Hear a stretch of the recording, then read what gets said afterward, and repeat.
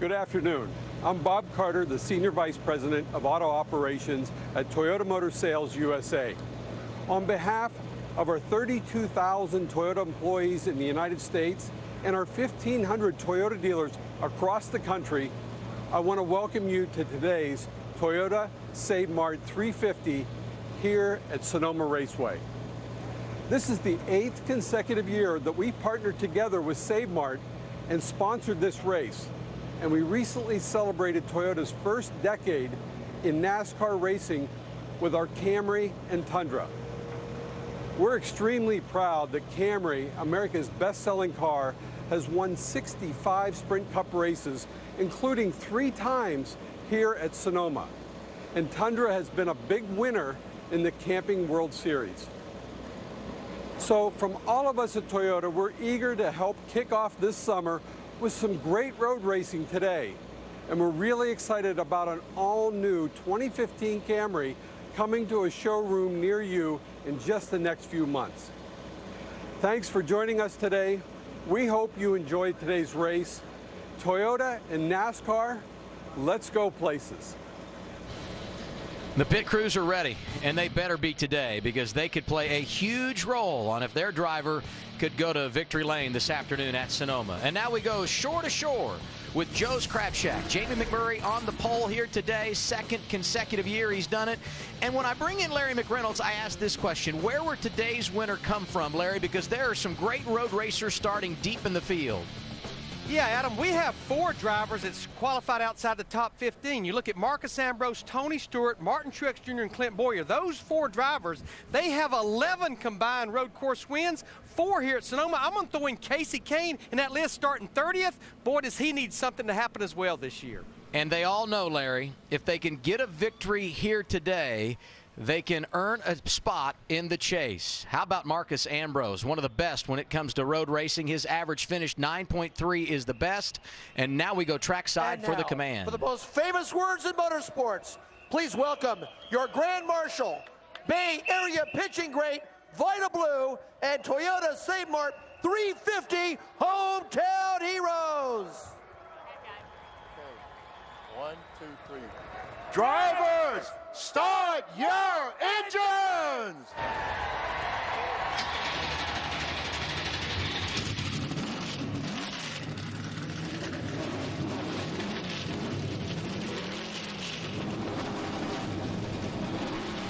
The engines have fired, and we are ready to do battle in the Toyota Save Mart 350 here at Sonoma. Good to have you with us again, everybody, for NASCAR on TNT with Kyle Petty and Wally Dallenbach. I'm Adam Alexander. And quite simply, when you look at the schedule at the beginning of each season, you always circle this date, because you know this is going to be one of the best races of the year. And yesterday, Wally, once again, you were on track in our Toyota Camry test car. I know you had fun, but you also learned how much hard work goes into being successful on a road course. It is. It's a lot of work driving a road course, because you're busy inside that race car. An average lap around this place, you're going to be shifting about 14 to 15 times. There's heavy braking.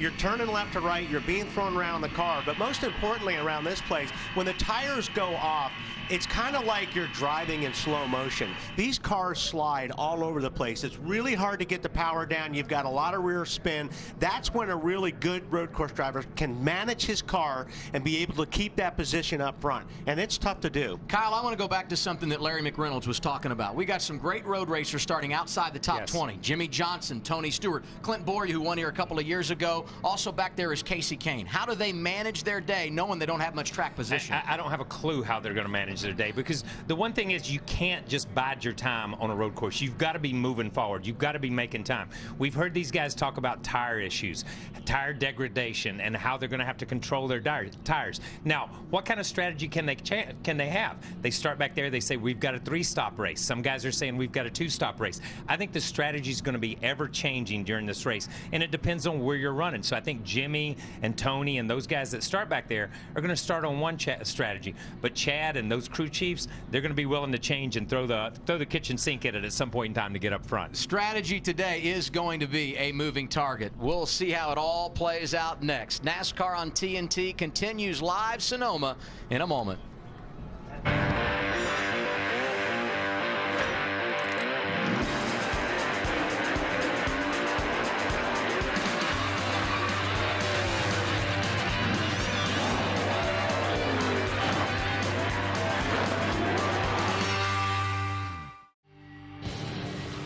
NASCAR on TNT, live in Sonoma, California, 35 miles north of San Francisco in the heart of wine country. We are ready for the 16th race of the year. The first on a road course is the Toyota Save Mart 350. And it seems every time we come out to this racetrack, the weather is absolutely perfect. And today, no different. Our high temperature expected to be up in the low 80s. Right now, 74 degrees. A slight breeze out of the west, and there is nothing but sunshine draped over this 1.99-mile road course. So let's take a look at our starting lineup as we get set for the green flag today here in Sonoma. Front row, Jamie McMurray looking for his first win of the year, second consecutive pole here at Sonoma, his third all-time, and A.J. Allmendinger with his best start of the season. He, too, looking for his first win of the campaign. Row 2, Kyle Larson, the hot rookie who grew up in nearby Elk Grove, California, and alongside Carl Edwards, who was third in this race a year ago but has never won on a road course. Two drivers that have in row 3. Kurt Busch won this race back in 2011, and Kevin Harvick's only victory on a road course came at Watkins Glen. And now we hear from A.J. Allmendinger starting on the front row. Yeah, let's see if we can dial him up. Hey, A.J., Wally Dallin back in the TNT booth. Got a copy? Yeah, I got you, man. All right, buddy. You guys, great effort this weekend. I know you guys have put a lot into this race. You guys came out here and tested. Obviously, it paid off. You got a car for the long runs. I hope so. I've been so proud of everybody on this 47 race team. This Kingsford Chevy's been really good since we unloaded. Was actually surprised about qualifying. Thought we had a better car in race trim. So this place changes a lot over 110 laps. A lot of strategies play out, but if we do the right thing, we can we'll have a shot to win this thing. All right, man. Well, you're one of the best on a road course, so good luck to you guys today. Maybe you can pull it off. Cool. Thank you, guys. Talk about circling this date on the calendar. You know that 47 team did. They tested out here earlier this month. See if their hard work pays off today. So far, so good. Quick in practice, and the qualifying lap puts them on the front row with Jamie McMurray. See the rest of the lineup. Saw Timmy Hill and David Mayhew. They qualified the cars, but they have been replaced. Landon Castle will drive that 40 machine today. J.J. Yaley in the 44. Both yesterday were driving in the Nationwide Series race at Road America. For more of the storylines you will see unfold today here at Sonoma, let's hear from our pit reporters. We start with Northern California's own Ralph Shaheen. That's right. It's good to be home, Adam. You know, Scott Swift is a tire specialist for the 99 of Carl Edwards. He and the other tire specialists up and down pit road are going to be key to the team's performances here today. After that first round of pit stops, these tires are going to come off the cars. They're going to be taking a close look at them to see how that tire wear is, and that's going to determine the calls of the crew chiefs. Jimmy Fennig, crew chief of the 99, told me today, I haven't given up on a two-stop strategy yet. I'll wait to see how the tires look after that first pit stop, Marty. Ralph, there'll be a lot of eyes today on Marcus Ambrose, who told me the other day he equally loves this weekend and hates this weekend. He loves it because he knows he has a chance to win the race, but hates it because of the pressure on the team and the expectation to win. That pressure on the race team is very palpable. You can see it sometimes getting to Marcus during the weekend. He knows they have a very good car, but they have to work their way through the field. And he told me qualifying poorly may have been a blessing in some ways because now it forces their hand. Their car very good on old tires, so they're going to try and make it a two-stop race today. Could be very interesting. All that pit strategy, Larry Mack, I know you've got it all figured out. You're going to be a busy boy this afternoon. Well, yeah, Marty, I don't want us to lose sight. Two big storylines today. One, good, hard road course racing by 43 drivers from the drop of the green flag. But yes, you guessed it, the other is strategy. And the interesting thing, before the day ended yesterday, these drivers and their teams, they were already formulating their strategy. And the strategy is based a lot on where you start this 110-lap race. And Matt Yoakum was with the crew chief. His strategy is based on starting up front. And Larry Mack, typically when you qualify well at Sonoma, you have very few stops on pit road, and you don't have to be as aggressive with strategy. So, Rodney, has that changed? Has the approach here become more like a high-wear racetrack like in Atlanta or a Fontana? Yeah, definitely with the tires they brought this year, it's wearing them out pretty quick. So, seeing a lot of fall off up to 2 to 2.5 seconds over about 20 laps. So, Definitely going to be a different race than what we've seen here in the past, but it all come down to when the cautions fly and what everybody does. All right, good luck. Thank you. Now, you heard the approach these guys are. They're going to have to be creative. But Chris Neville, where you are, a team deep in the field, it could be more like a science project. Yeah, it's going to have to be a little bit more creative back here. 25th starting today for Clint Boyer and Brian Patty, and they did a two-stop strategy 2 years ago, which got them the win. But Brian, as this race develops, how and when do you decide? Is it 2 or is it 3? Well, it's obviously how fast our car is, but starting 25th, probably 10, 15 laps into a stint, you'll figure out what your car is and how bad the tires fall off. So everything's on the table here. Starting 25th, the end result's still the same. We need to win. Clint Boyer starting 25th. Keep an eye on that car. They're going to be fun to watch. Adam? Thank you, Chris. And we invite you to get customized coverage of Dale Earnhardt Jr., Jimmy Johnson, Jeff Gordon, and every other driver in the field with the TeamStream app from Bleacher Report. Download TeamStream for your iPad, iPhone, or Android device today. And now we get our Geico race analysis. And we heard Larry talking about pit strategy. It will be a big topic of conversation all day long. But here are the numbers. 110 laps, making up the 219 miles. Pit road speed, 40 miles per hour. That is big. And the pit window is pretty wide here, but the reason for that, it goes back to all the varying strategies that we will see play out today. And we talked about Landon Castle and J.J. Yaley, both in the top 10 yesterday at Road America. They didn't qualify their cars, and that's why they will start at the rear. And now our KFC recipe for success in today's race, the 16th event of the year for NASCAR Sprint Cup Series. 1, you want to make your last pit stop at the right time to establish track position. And number 2, it sounds simple, but keep it on track. You got to do it if you're going to be able to win today. So the drivers are making their way around. What do you see here, and what can you tell us about this 1.99-mile road course? Well, I mean, it's, you've got 2 good passing places here, turn 7 and turn 11. They're just getting to turn 10 right here. It's going to be a busy race for these guys, and this is always this part of the race. Things get really jammed up on the green flag, getting up into turn 1. A lot of times we see guys running into each other here. So this is one of the trickiest times of the races is the start.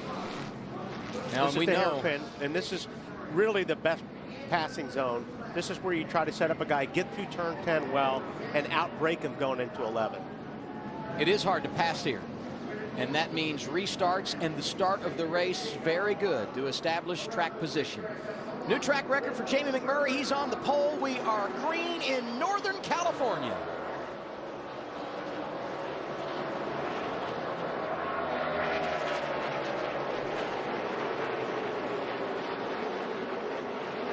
Top 2 breakaway, but side by side from 3rd on back.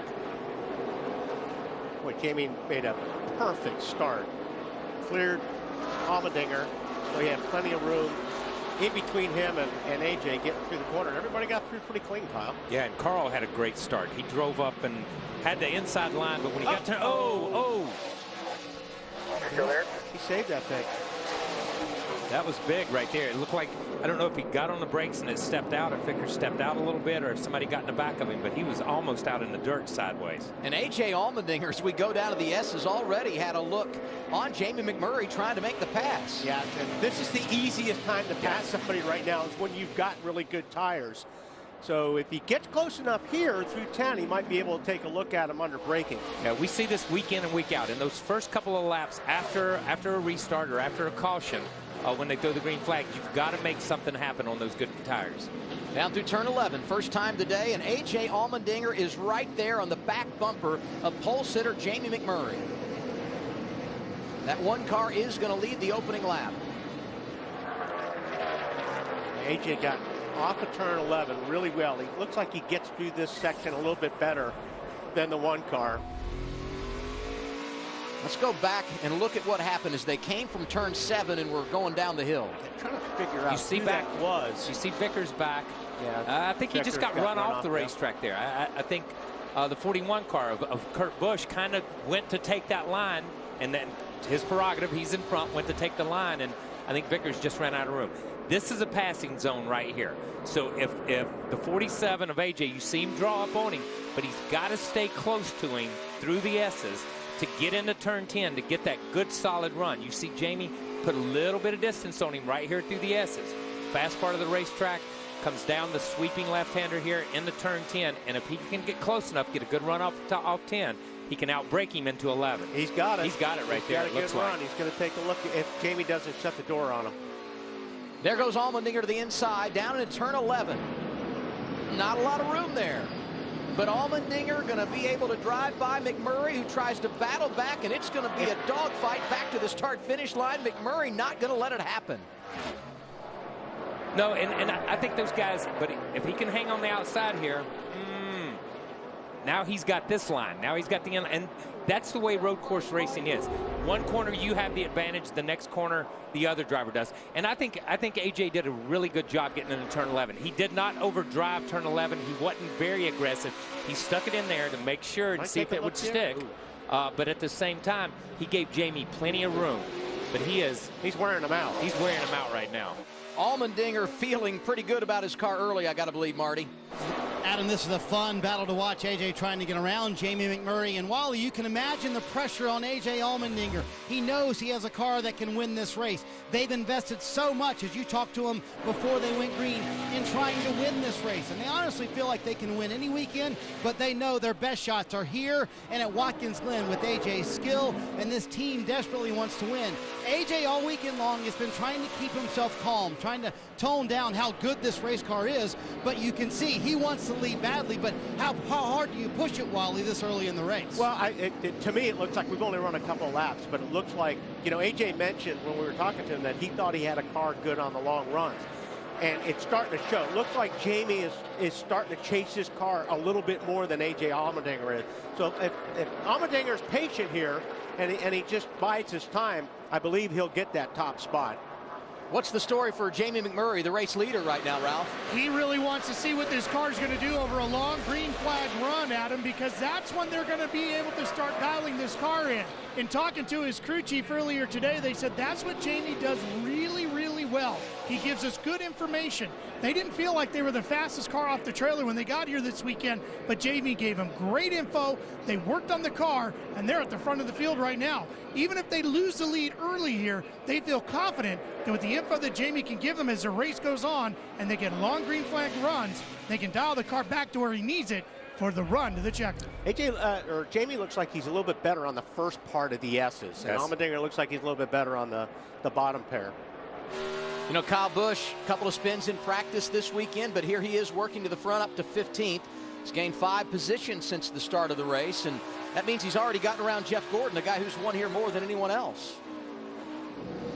Maybe not for long. Gordon trying to go back around him, completes the pass, and right behind them, Jimmy Johnson, the team car, and Dale Earnhardt Jr. there as well, which reminds me today, Hendrick Motorsports, who leads as far as team wins at Sonoma, going for their 6th consecutive win this season.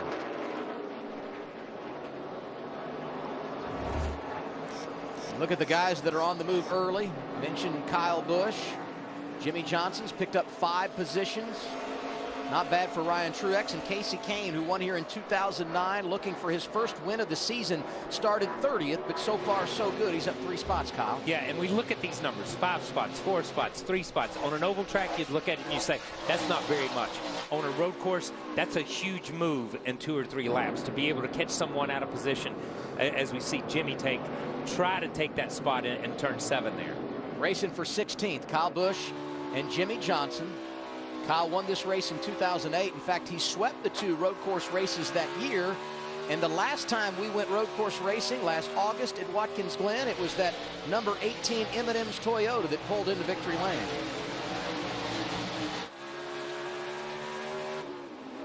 So many times that we talk on ovals when we're doing the broadcast, and you can hear the engine noise. You can hear the engine in the 18 car when we go to the in-car camera. Listen as we go to it, how these guys are driving these cars with the throttle. Not only with the steering wheel, not only with the brake, but giving it gas, coming out of it, letting the car take a set, going back to the gas. That's what, as Wally talked in the opening, we talked about tire management. That's what's going to play out over the long run. Borsett, driving the 32 car this weekend, had some problems down in turn 11. He has righted the ship and pulls away. Another road racing expert on track right behind him. That 66 car this weekend being driven by Tommy Dreese. 5 laps complete of the 110 that make up the Toyota Save Mart 350. Jamie McMurray, A.J. Allmendinger, Carl Edwards, Kurt Busch, Kevin Harvick, the top 5. 8 laps in here in Sonoma. First road course event of 2014. Jamie McMurray started on the pole, has led every lap, but A.J. Allmendinger not letting him get away. Allmendinger started in the 2nd position. Carl Edwards, Kurt Busch, Kevin Harvick, the top 5. And 1 year ago in this race, Martin Truex Jr. was outstanding, getting his 2nd career victory. But that 78 car having a problem early today. Chris, what's the story? Yeah, Adam, tough start to their day. Martin Truex Jr. flat spotting the front tires on lap 1. Came to pit lane just because the car was shaking so bad. Changed the tires on that car, filled it up with fuel. Todd Berrier, the crew chief on that team, took a look at the tires and realized they got very lucky there because they weren't going to last another lap or so. So they got that changed out, but obviously lost a lot of track position. Well, not only did Martin have great success here last year, Wally, but this team was so good. Kurt Busch finished in the top 5 despite a couple of pit road speeding penalties. And there goes the battle for the lead. A.J. Allmendinger was patient, and it pays off in turn 11. Yep, and it just looked like Allmendinger's car just it's maintaining a little bit better than Jamie's car. I go back, though, to something Marty said. A.J. obviously working McMurray over pretty hard in the early going. We know tires have become a very big topic of conversation this weekend. Where is the balance there so you don't wear yourself out? Okay, so right now he's in the lead, so now he just went to conservative mode. Yeah. So you can gain back what he might have lost a little bit. Well, I mean, when you're chasing somebody, you're trying to pass somebody, you're going to be a little bit more aggressive with your race car because you're trying to gain that position. But now that you're out front, now you're controlling the pace. And you can back off and I mean, I'm talking just a little bit makes a big difference as far as saving brakes and saving tires. And these two drivers finished 1-2 the last time we went road course racing. Talked about Kyle Busch winning at Watkins Glen. Brad Keselowski was a runner-up last August, and they're battling for positions here. That's turn 7, one of the few passing zones at Sonoma. Yeah, and you can get position, but right here, you see Kyle have to give it back, and the 9 car of Marcus Ambrose has a great run and comes around him on the outside. You can't go through this part of the racetrack at speed side by side. If you're side by side through the S's, you guys are running slow and somebody's blowing the horn behind you trying to get by. Yeah. Ambrose started 23rd. He's up to 18th. What's the latest, Marty? About to make that up to 17th as he goes around Brad Keselowski on the inside. About right now is when Marcus Ambrose told, and Keselowski goes around, Adam. Kyle Busch got him in the right rear. Brad turns it in turn 11, and he's going to be able to drive away, but not before he loses a number of positions. So an early issue for the 2012 champ, and I'm guessing that's a moment he won't forget. No, he's not going to forget it. But in turn, honestly, that's just racing through turn 11. You saw the 9 car get position on Brad K. He made Brad K go the outside. Kyle Busch had a great run to be able to roll in through the center of the corner. You see Brad K on the outside right there. Kyle gets a good roll through the middle, goes back to the gas. Brad comes back across the racetrack to follow in the tire tracks of the 9 car. Right here, you see Brad turns left and comes back down to the paint. Kyle's there at that point in time. And Brad was not expecting him to be there. Tough break for Brad Keselowski. Was running inside the top 15 when he got turned around.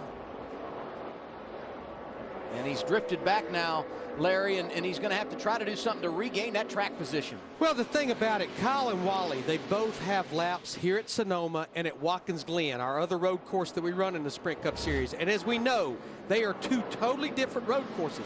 Brad Keselowski, he has 3 consecutive top 2 finishes, second place finishes at Watkins Glen. Here only has 1 top 10. Adam and Wally and Kyle, what Brad said this week, maybe my style of racing is too aggressive for Sonoma. Well, you know, Watkins Glen is more of a momentum. You carry so much speed at Watkins Glen, and it's an easier road course to run. Sonoma, it's a lot of left to right roll, slow stuff. It's actually really frustrating place to drive with one of these big, heavy cars. Brad Keselowski now back in 28. Out front, A.J. Allmendinger. 11 laps complete in Sonoma.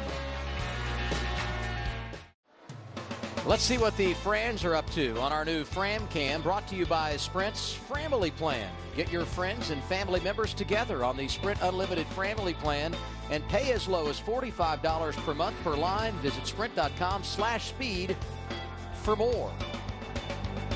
13 laps in of the 110 that make up today's event here in Sonoma. A.J. Allmendinger, the race leader. Pole sitter Jamie McMurray is second. Carl Edwards third.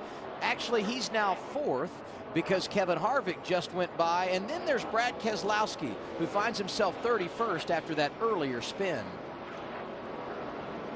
Gets spun out. Probably gets spun out 3 or 4 more times as bad as we are. All right, 10-4. We'll just go 10-4. So he's a little more frustrated with his car than he was with the driver where he had contact. Yeah, and I want you to look at the guys that are passing him. Cole Whitt. We've got Allgaier, those guys. He has dropped, and I know he's spun on those tires, but he is dropping like a rock right now. A lot of frustration in that 2 camp right now, Ralph. Yeah, not getting any better, too. Crew Chief Paul Wolf just said on the radio after that, there's not much we can do besides take it behind the wall and completely change the setup. Just deal with what you got. We'll do what we can to dial it back in for you as this race wears on. His teammate right now inside the top 10 actually just dropped out. Joey Logano, Jeff Gordon got by him. And here's a look at Kevin Harvick. Nice progress early. He's in the 3rd position. Yeah, he has. I've been watching his lap times. The last lap, he had the fastest lap. So, you know, this is a great shot. You know, and Kyle, I tell people when you're running this place, you use the brake pedal a lot more than people think. And it's not just to slow the car down. When you're on the gas, you're using the brake because the car slides so much. Every once in a while, you start tapping that brake pedal to set the car. Yes. And so your feet are really, really busy around this place. And, you know, you get especially when the tires go off, you're just looking for that grip. Although you're trying to go fast and you're slamming on the gas, you're also using that brake pedal to set the car. Yeah, and watch that right foot. Watch that right foot if we can watch him here. He's around turn 7. Watch him as we're going to have to follow him all the way down to, but you see he's off the gas right here. See how he's setting it with the brake? And he's setting it with the brake. He's back. He's not full throttle. He's a little bit of throttle. He's coming down through the S's. You see him, he lets off, he shifts, but I want you to watch as we go into turn 11 as he downshifts. These guys don't use a clutch anymore, but they have to blip the accelerator to match the RPMs. See him right there? That's 2 downshifts right there. He just blips the accelerator, downshifts the car, and goes again. And these cars are really, and they fall into gear really easy. Yes. You know, when they went to the straight cut gears on these trannies, I mean, it's just, there's no effort. And all you're doing is, you know, you're blipping that thing just to free everything up so it drops down in the gear. I think about everything you guys just said. We've completed 16 laps here, no cautions. The level of concentration in a place like this got to be overwhelming at times. Well, you know, I don't think it's any different than any other place you go, Adam, but it's just like I said, you're busier. And it's like this section right here, you know, you're going up the hill, you're turning left, you're downshifting, and then you have to immediately take a right. So you've got to get that car to set kind of flat and straight before you turn the wheel to the right, because these cars are so heavy and you're on, you know, fairly narrow tires for a car this size. So you know, we talk about all the time how hard these cars are to drive. If you take a car like this and put it on a track like this, the tires are gone at this point. These guys, when they're putting the throttle down, the rear tires are spinning. So you got to put the throttle down nice and easy. You have to manage all that without getting run over from, you know, the guy behind you. A couple of Toyotas going at it here. You got Matt Kenseth and Brian Vickers. Larry, what do you see? Well, one thing, if you remember in the Countdown to Green pre-race show, I talked to Chad Johnston, Tony Stewart's crew chief, about tire give-up. In other words, how much it slows down over the course of a run on a stopwatch. And I've been watching A.J. Allmendinger in the 47 car leader. His fastest lap was at lap 4, 1:15.97. Already now 17 laps into this run, he has slowed down almost 2.5 seconds from his fast lap. And based on the past history of the races here, whether you're on a 2-stop strategy or a 3-stop strategy, we are now well beyond halfway of this first fuel run. And I'll tell you someone we need to keep an eye on, Larry, is the 4 car of Kevin Harvick. He's closing in on Jamie McMurray for second. He is running some fast lap times. But right now, it's A.J. Allmendinger who has the field in tow. He's led 9 of our 17 laps. A.J. Allmendinger continues to lead the Toyota Save Mart 350 from Sonoma, California. But there is a new man chasing him. While we were away, Kevin Harvick got around Jamie McMurray. That 4 car, 1.2 seconds behind the 47 of A.J. Allmendinger. McMurray now 3rd. Carl Edwards is 4th. And Kurt Busch, one of the pre-race favorites, completes the top 5. I'm going to go back to something we were talking about earlier when you were asking Wally about running the tires off your car. Now that A.J.'s out front and setting his own pace, he'll be easier on the tires, as Wally said. Now, what A.J. has to keep in mind, looking in that mirror, seeing that 4 car come of Kevin Harvick, is don't go crazy. Right. Keep the big picture of the race in mind and stay off of those tires. It's inevitable that the 4 car is coming to catch him. You said how hard it is to pass here, Kyle. Look at these numbers. Kane up 12 positions. The same for Jimmy Johnson. They are on the move early. But it gets really hard, though, from where he's at now. You know, Casey's sitting in 17th. You got Ambrose, Piffle. The cars get a lot more difficult from this point on to start passing. I'll tell you. And now a pit stop. Here comes Tony Stewart, 2-time Sonoma winner. He's going to bring it down pit road at lap 20, Marty. Yeah, Adam, all the guys who are going to go with the 3-stop strategy will start pitting right about now. Tony Stewart on the very beginning end of that window. Chad Johnson making the call for him to come down pit road. Stewart said he was very loose at the end of that run. They're going to make an air pressure adjustment, give Tony Stewart 4 tires. They've been really happy with this car, especially on long runs, but didn't make the progress they thought they would make in that first run. This team has run really good in recent weeks. Top 10 at Dover. Had the race lead at Pocono when things didn't go their way. A pit road speeding penalty. And Tony really felt like this weekend an opportunity to capitalize. As Marty said, the first of that group on a 3-stop strategy to come down pit road. And here's an interesting battle. From 20th on back, Joey Logano. And now in the top 10, Jeff Gordon going by Paul Menard. He brings his teammate with him. Put that 24 car up into the 10th spot. Gordon started 15th, good in practice, and you know, Dale Earnhardt Jr. has really been good this weekend. I don't think they got the qualifying run they wanted, but for a driver that's never been in the top 10 here, that 88 has been impressive. Here's Brian Vickers on pit road, Chris. Yeah, Brian Vickers not happy with the 55 in this first few laps of this race, just saying that car so tight after 6 or 7 laps, really the front end of the car going numb, and he said he also had a flat spot on that car too, so the team trying to deal with that. Marty. Joey Logano comes to pit road. You can see there's damage actually on the front nose of that car from a lap 1 incident. There you see that damage. Logano said earlier, I just have absolutely no grip off, especially off turn 4. The car absolutely terrible. I cannot go to power down because the car just wants to snap loose on me for Logano. Battle on the lead, Marty. Here comes Kevin Harvick driving underneath A.J. Allmendinger in turn 11. Put that Budweiser Chevrolet on point here at Sonoma.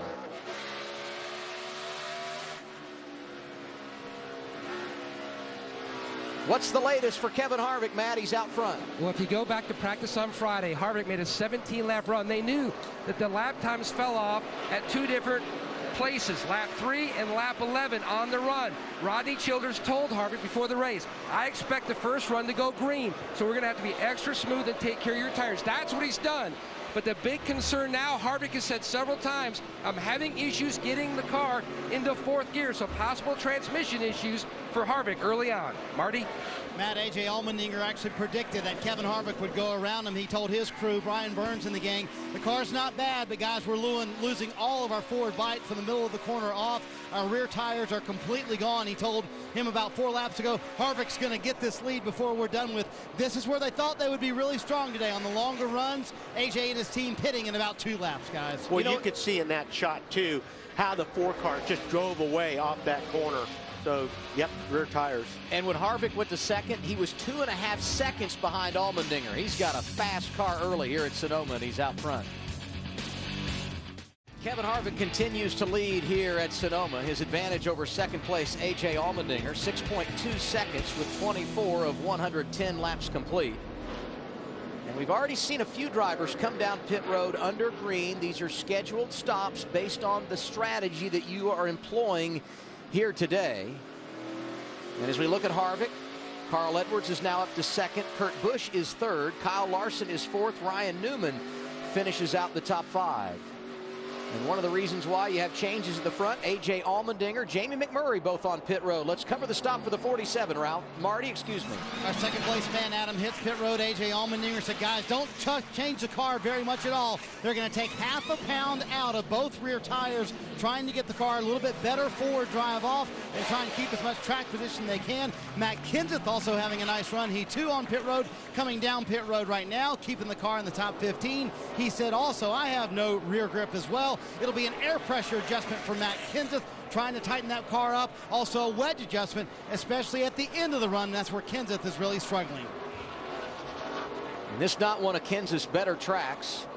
Mentioned earlier that Kyle Busch has had success here, but they have fallen back early, Ralph. Here he comes. Yeah, the 18 making his way down pit road. Crew getting set to go to work. This will be a 4-tire change for him. And a bit of an adjustment to the chassis on the right rear for Kyle Busch. They asked him if he felt like he had lost some grip after getting together with the 2 car because they thought the front nose was off a little bit. He said, nope, didn't feel it. But they said, all right, they just took a look at it, sent him on his way. Saw Reed Sorensen also coming down in that 36 car, driving for Tommy Baldwin, making his stop at lap 26. And here comes Dale Earnhardt Jr., who's in the top 10 when he came to pit road, Chris. Yeah, he's having a great run right now. Completely quiet on the radio. The team saying he's quiet because he likes the car. It's doing everything he wants. It's turning. It's getting off the corner. So no changes on the 88. Just 4 tires and fuel. Ralph.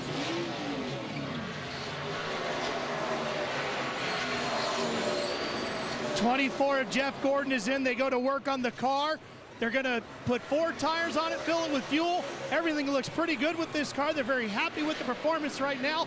Jeff's going to take that fuel and get back underway.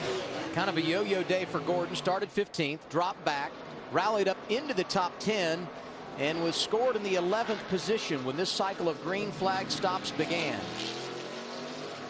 Still have not seen any signs of our race leader Kevin Harvick making the move to pit road. Carl Edwards, Kyle Larson, Kurt Busch, and Ryan Newman are the top 5. That advantage now for Harvick has grown to nearly 8 seconds.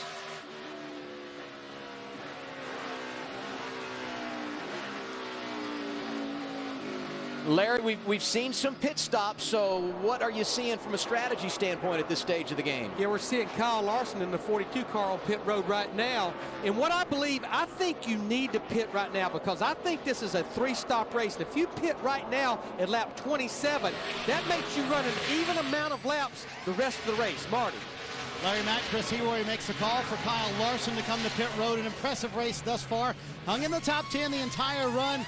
Not unhappy with the car in any way. They're going to make no changes to it. Chris Heroy told him this morning, listen, all you need to do, keep it on the track. We'll get a top 10 today. Kyle Larson said a goal was to finish inside the top 10, Marty. And that one day after he won the K&N West race here yesterday, and he came here as a kid and watched races, but had never competed at Sonoma until this weekend. It's Martin Truex Jr. who comes up behind him. Truex, who had to make an early pit stop trying to battle back. He had lost all that track position. And remember, Martin was already out there. He gave him a little nudge right there, because when you come out of the pits on cold tires and head to the top of the hill, it's tough. And he pulled out in front of Martin. Martin was just letting him know he was there. And there's no place to get out of the way. When you come out of the pits and go up and there's another guy coming at speed, there's no place to get out of the guy that's coming up on you out of the way. So you got to really hustle the car up through there, at least past turn 2. Then you can pull over a little bit. And you see Kyle drive back to him over through the S's. Now that you've got some heat in your tires, now that your car's beginning to come to you. Now you get that nudge back. And Martin Truex Jr. back up to the 15th position after that early pit stop as we look at the battle for third. Kurt Busch, 2011 winner at Sonoma. He's got Ryan Newman right behind him. And this is where you really got to be careful. This is when your car is at your worst and you're in a pack like this. This is where mistakes happen and start getting into guys. When you got David Reagan there and Ryan Truex, these are drivers that have already pitted, have fresher tires, which really makes everything difficult to handle. Exactly, and that's tough. You're racing the guy in front of you, the guys behind you have on better tires, and they take you 3 wide into a corner, and you're not even focused on them. You see, man, you don't pass there. That was gutsy right there to stick it in there. But Kurt Busch knew he was there, gave him a little bit of a room.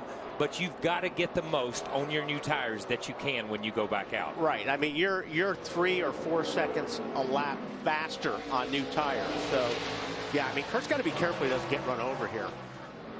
David Reagan in the 34, 32nd, 1 lap down. And here comes Ryan Newman to the inside of Kurt Busch as they continue to go at it. And you see bottom of your screen, Jimmy Johnson, the 6-time champion, going to make his first pit stop of the day. It happens at lap 29. He had come through the field quite nicely early, Matt.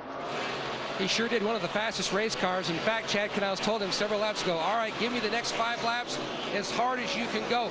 Definitely clearing off the grill. We discussed that earlier. No chassis adjustment on the 48, Marty, as the left sides are going on. Well, Matt, the original plan for Marcus Ambrose and Drew Blickensurfer and team was to make it on 2 stops today. I think this will put them in the window where they now cannot do that. This will force them into a 3-stop race. Ambrose had made his way into the top 10. He said the car just will not drive off the corner. Way too tight center off. They do have a little left rear damage. You see the track bar adjustment going in the car as well, trying to take that tight condition out of the car for Ambrose, who has a pretty good car, but not quite as good as they thought it would be on the long runs, Adam. 13.6 on the stop. Yeah, Marty, the strategies, they are starting to unfold. Top 7 drivers on track, yet to make a pit stop at Sonoma. Kevin Harvick leading, 2nd place Carl Edwards by a wide margin. Ryan Newman, Kurt Busch, Clint Bowyer now rounding out the top 5 here at Sonoma. Tonight, 9/8 Central, TNT and Michael Bay present The Last Ship, an explosive new series premiering tonight, 9/8 Central, only on TNT. Under caution for the first time today, 31 laps in. Now, we will occasionally get a local caution here. That just lets the drivers know, slow down in your area. But this, a full course caution for Landon Castle, who went up in smoke. Yep, blew that thing up good, and looks like that's a bad spot, too. Yeah, lay oil down. Came to rest just over shy of turn 1. Pit road has been open. Castle, who's one of the drivers doing double duty between here and Road America, had a top 10 finish yesterday, and you hate to see it end early here this afternoon. A good run for him over there. I've done a ton of traveling commercial. Yeah, that's not easy. Commercial. He made a lot of this stuff. We hear about guys do it and have private planes and that type thing. He did a commercial. Pretty impressive. See Michael Annett running behind Kevin Harvick in the 7 car. He's the first car 1 lap down. He will get the free pass. Annett scored in 28. Weren't sure what kind of strategy would play out here for the leaders, but it looks like, at least for Kevin Harvick and a couple of others, they will use this opportunity to come down pit road, their first stop of the day. Under caution, it will happen at lap 32. Ryan Newman is there, Kurt Busch, Carl Edwards. Matt, here's the 4. Kevin Harvick stopped short in his box. That way, he has an easier exit around the 11 of Denny Hamlin. No changes on the 4 car. Harvick was pleased. Ralph? Chassis adjustment to the right rear of the 99. He's taking 4 tires and fuel. This is going to be when Swifty and the rest of those tire specialists are going to be looking these tires over close to see what calls the crew chiefs will make. Little slow on the left rear, but away he goes. They got about 32 laps on these tires. And an update on the 41 of Kurt Busch. Now, halfway through that run, Busch was complaining that he'd used up the rear tires on his Chevrolet. Basically, they made an air pressure change in the front to help the car turn. Also made an air pressure change in the back, Adam, going down to give more forward drive off. And these were the cars, Matt, that were running inside the top 5 when the caution came out. Most others had pitted under green. We will reset the running order when we return. 32 laps complete at Sonoma. 33 laps complete of the 110 that make up today's race. A.J. Allmendinger leads. Jamie McMurray, Kyle Larson, Dale Earnhardt Jr., Jimmy Johnson are the top 5. And you hear some of those Hendrick names on our list. So now we give to you our Midas Golden Touch. And you see Hendrick Motorsports. They have more wins than anyone else when it comes to road course competition. All 4 of their drivers finished in the top 12 here a year ago, and all 4 are in the top 8 today. We talked about Earnhardt and Johnson. Gordon is 6th, and Casey Kane, who started 30th, is 8th right now. And I look at Kevin Harvick, who had a 12-second lead before the caution came out. Larry, they came down pit road. Harvick now in the 14th position. What do you make of that? Well, that's the downside of staying out, because you look at the trends of Sonoma. The average caution comes out normally around average lap 27. But the guys I really liked it, the way this thing unfolded. I think about Clint Boyer right now in that 15 car, who is in 9th. He was on pit road when the caution came out, as well as Ricky Stenhouse Jr. But Jimmy Johnson and Marcus Ambrose, Johnson is 5th right now, Ambrose is 11th. They only have 1 lap on their tires right now. So I think, as I was saying before that caution came out, I was a little afraid of these guys that were trying to stretch it, because of that caution was just flirting coming out at any moment. Larry, a big number of drivers took the wave around. Among them, rookie Austin Dillon, Brad Keselowski, and Kyle Busch. The race leader, A.J. Allmendinger, the green flag, going to go back in the air as we complete lap 34.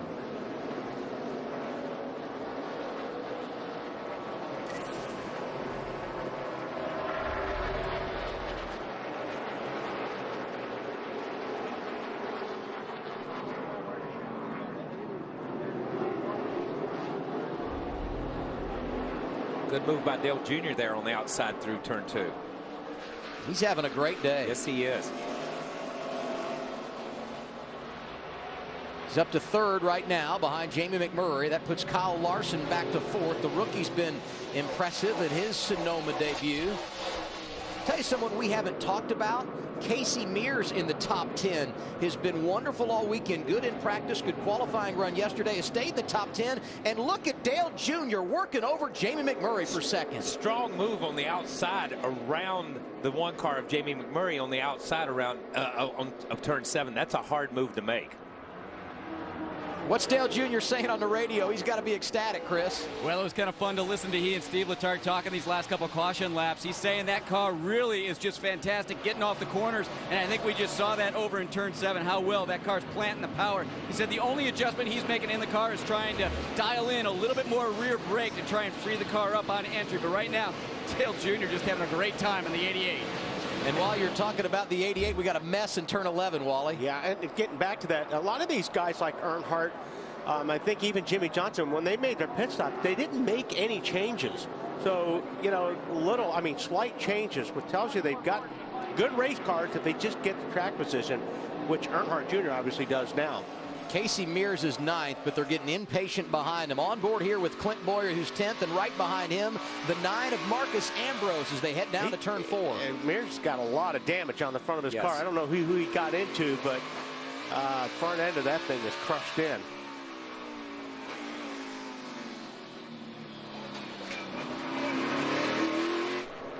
Boyer able to get by.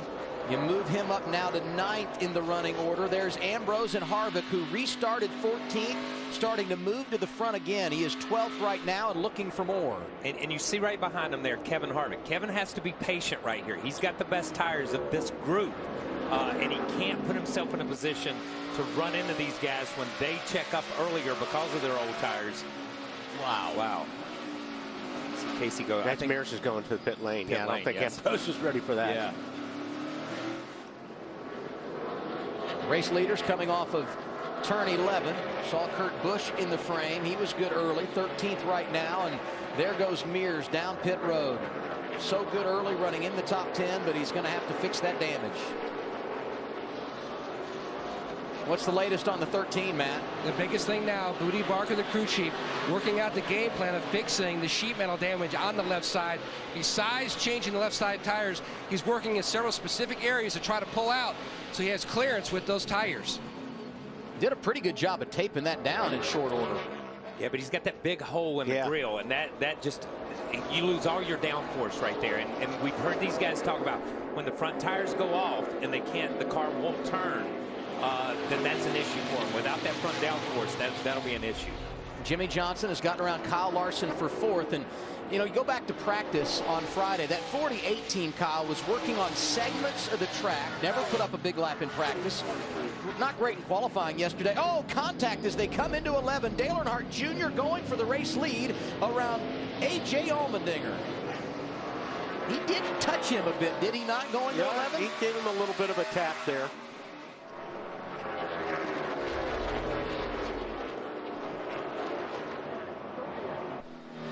That contact for Dale Jr. cost him some momentum, and you can see right behind him our pole sitter Jamie McMurray starting to reel him in just a bit. Jr.'s car's working very nicely. You can see here he's getting up through. That's a tough section to get through. All these top 4 or 5 cars, I mean, they're all very close right now. His crew chief, Steve Letarte, did win here in 2006, the last time Jeff Gordon went to victory lane, and he said the one thing Dale Jr. lacks on the road course is confidence. I don't think CK making a move on Kyle Larson now. That's for 6th spot. And you can see that there's a lot of damage to the back of the 5. Here's the reason why coming to turn 7. So it is Casey and the 5 of, or the Casey Mears, yeah. It almost looked like Casey got nudged a little bit by Boyer, and knocked over the curb there into the 5 car. Now we go on board. So protect that right side a little bit. There's Boyer. Yeah, they go down there like 3 wide. Yeah. Wow. Yeah. Just all right clear, there. dude. All clear. All clear. Nice looking. You're fine. Matt? Adam, good example of how he got that damage between the 15 and himself in the 5. Now the big thing is they're trying to not throw away their solid run today. Next stop, Booty Barker's going to try to patch the nose of that 13 machine and then get back on the tire cycle. And Matty was running inside the top 10, made that unscheduled stop at lap 36, and right now Mears, the final car on the lead lap. He scored in the 37th position. And he's not going very fast. I mean, his last time was about 5 seconds slower than the leader. So obviously the hole in the front of that car is hurting the handling. Kevin Harvick continues to climb the ladder since the restart. He gets around Marcus Ambrose. He's up to 11th, +3 since we went back green. Harvick's car was so much better than everybody else's on old tires. I mean, I don't see why he'd have any problem getting back to it. Once these guys get about 20 laps on the tire, 25 laps on the tire, Harvick had so much, his forward drive was so much better than everybody else's. It was just clear how much better that car was. And his tires about 6 or 7 laps fresher than those guys that had made the early green flag pit stops. Harvick came down under caution at lap 32. Most of the others came down lap 25, 26, something like that. A.J. Allmendinger leading 39 laps into the Toyota Save Mart 350 in Sonoma. It's one of the great scenes in all of NASCAR. Sonoma Raceway in Northern California, about 35 miles north of San Francisco. You're watching live coverage of the Toyota Save Mart 350 here on TNT. Good to have you with us on this gorgeous Sunday afternoon. And now it's time to check in on today's field. Get complete driver-by-driver updates as they happen with the Team Stream app on your mobile phone or tablet. And now we go through the field, starting with race leader A.J. Allmendinger. Marty Snyder leads us off. AJ has been quite impressive today, Adam, and this would be a huge win for this race team who came here to test a couple of weeks ago. AJ told me it may have been the best test he ever did in his career, because when they showed up at the test, they were completely off. He said if we would have shown up that way this weekend, we would have been terrible. You've seen he's led 23 of the 41 laps so far, and that is Tad Geschechter. AJ told me this morning, I want to win for Tad Geschechter. 196 starts in the Cup Series. They've never won. He and his wife Jody would love to put it in victory lane today. Ralph? Jamie McMurray told me that the only thing he needs is a little bit of luck. That's the one thing that has kept him from getting to victory lane, he feels. He's only got one top 5 here, but he's looking pretty good right now. The car's not so bad as he runs in second place, but Matty says it's a little looser than I'd like it to be. Ralph, Jimmy Johnson started 5th on the restart. He's climbed 2 spots since then. Remember, they made no adjustments on that first stop. One issue that they've focused on, especially after practice on Friday, was turn 11. That's where they felt like they were giving up some time to the 4 car of Harvick and a few others. Right now, though, Jimmy's just on pace, trying to save those tires, Ralph, going for his 2nd win here in Sonoma. Matt, the 24 team is very confident where they are with driver Jeff Gordon. He leads every category among the drivers here at Sonoma, including wins where he has 5. He feels like he's in a really good position here today. Alan Gustafson telling him just a little while ago, just pace yourself. We got a long way to go yet, Chris. Yeah, and Ralph Casey Kane, big run up from qualifying 30th all the way up to 5th right now. He said the only issue with that car, when he gets the weight sitting way back on that right rear tire, the car just getting a bit tight. So right there going up this hill right now, car a bit tight through there, also tight through the S's. And just behind him, Dale Earnhardt Jr. had great takeoff speed on that last caution, ran up to 2nd, but now trying to settle in, losing the back end of that car. Steve Letarte telling him, hey, be patient. We got a long run in front of us. Marty. Chris, an impressively solid day for Kyle Larson right now in the 7th position. He hasn't fallen out of the top 10 all day long. And you know, he had never shifted in his entire life until he got a Camaro a couple of weeks ago from Chevrolet. They gave him one. He's had to learn how to shift before the Pocono race, testing here as well, testing at a road course as well. He said the worst part, he has to get the Camaro back starting tomorrow, Chris. And Marty, keep an eye on that 15 car. Clint Boyer having a good run here. He ran 30 laps in that first run, and I was watching that car in the time charts. And while leaders were doing mid-19s, Clint Boyer down in the mid-18s. So that car really good on the long run. However, right now having some problems with his radio. Matt. Chris, before the caution came out, Kevin Harvick enjoyed over a 10-second lead. They were pitting 2 laps from when the caution came out. He cycled back to 14th. In fact, Harvick was surprised that the damage wasn't worse. He's on the move, Marty, all the way up to 9th. Matt, how about this day for Matt Kenseth in the top 10 in the 10th position, having a very solid afternoon. He has exactly 1 career top 10 here at Sonoma, currently going for his 2nd one, so the car just has no rear grip, especially at the end of the run, Larry Mack. Yeah, Marty, Kurt Busch in that 41 car, he qualified up inside the top 5, and that's pretty much where he stayed. But he was one of those 8 or 10 drivers that had not made a pit stop when that caution came out at lap 30. What this may do with him sitting back there in 11th, now he and his crew chief, Daniel Quinose, they may have to turn this into a 2-stop race, but it all depends on when the cautions fly. And right behind him, Larry, in the 12th position, Marcus Ambrose, one of the best road racers in the sport right now. Ambrose seems to be about 3 or 4/10 of a second a lap off of what the front guys are running right now. See him look this thing through the S's. Kind of sent some frustration out of this team this weekend, you know? Well, you know, these guys, everybody puts so much pressure on them because everybody expects these guys to win the race when they come to a road course. And, you know, it's not fair to put that kind of pressure on yourself or on them. I mean, they are very good, but there's a lot of good race teams here. But the focus is on them, and when you're under a magnifying glass, it's a little bit stressful. What are they saying on the radio, Marty? Well, Adam, I was talking to Marcus about exactly what Wally was talking about. He said, that makes it hard on me. He said, I put more pressure on myself than anyone else, but when the media is focused on us and expects us to win, I start thinking about it, and that's when I really start losing my focus. He said, my favorite time is actually inside the race car. But you have to realize, too, this team spent 4 days testing for this specific race. 2 days here in Sonoma, and 2 days also in Kershaw, South Carolina, where they worked on nothing but long runs. And just by the way this tire is played out this weekend, that really did not play to their favor like they thought it would, because everybody's putting on new tires as much as they can, so they need that initial speed they had the last couple of years. They just don't have it today, Adam. And it looks, Marty, just riding along with them there, it looks like he is fighting the forward bite issue as well. You could tell just by listening to the throttle that he's not able to get real aggressive with it. He's having to feed that thing down slow. There were 2 drivers you thought could take advantage of getting a win at a road course and getting into the new chase format. One of them, A.J. Allmendinger, and the other is Marcus Ambrose.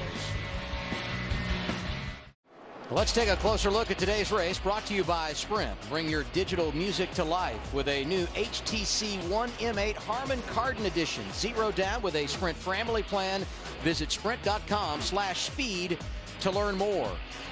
Casey Kane picking them up, putting them down. Started back in the 30th position, and the only driver from the Hendrick Motorsports stables this season that has not gotten a win in position to pounce today. In fact, all the Hendrick drivers are. Kane is 5th, Jimmy Johnson 3rd, Gordon right in between him in the 4th spot, and Dale Earnhardt Jr.'s dropped back to 7th, thanks to Kevin Harvick, who's worked his way to 6th after that last restart.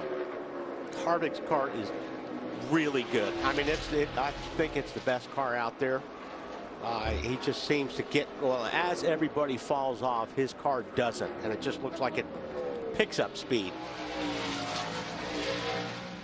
Yeah, it's scary how good Harvick has been this season, week in and week out. When you think about the collection of tracks that we've been to, the super speedway races, the intermediates, the 2 miles, short tracks, road courses, doesn't matter. Harvick and this group have been good all season long. What?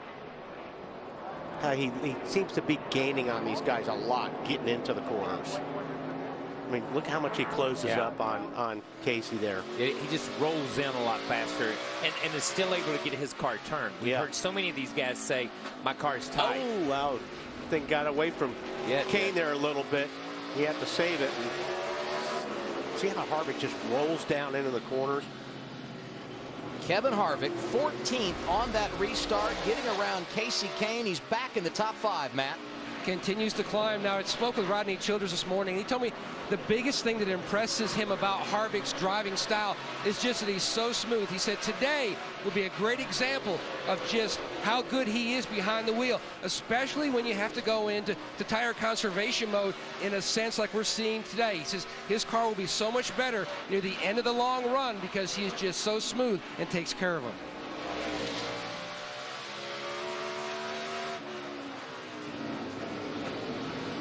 You see Harvick coming into 11. Casey Kane going to pit.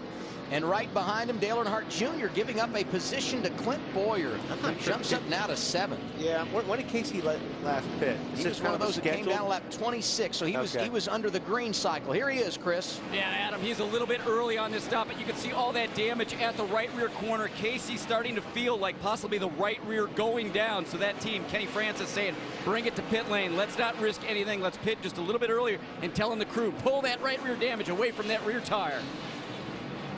Yeah, they spent a little extra time on that right rear, trying to get it away from the tire. And you saw as Casey was coming to pit road, Clint Boyer able to drive around Dale Earnhardt Jr. So the 15 team, who didn't qualify great, we thought they'd be a threat for the pole, started 25th today.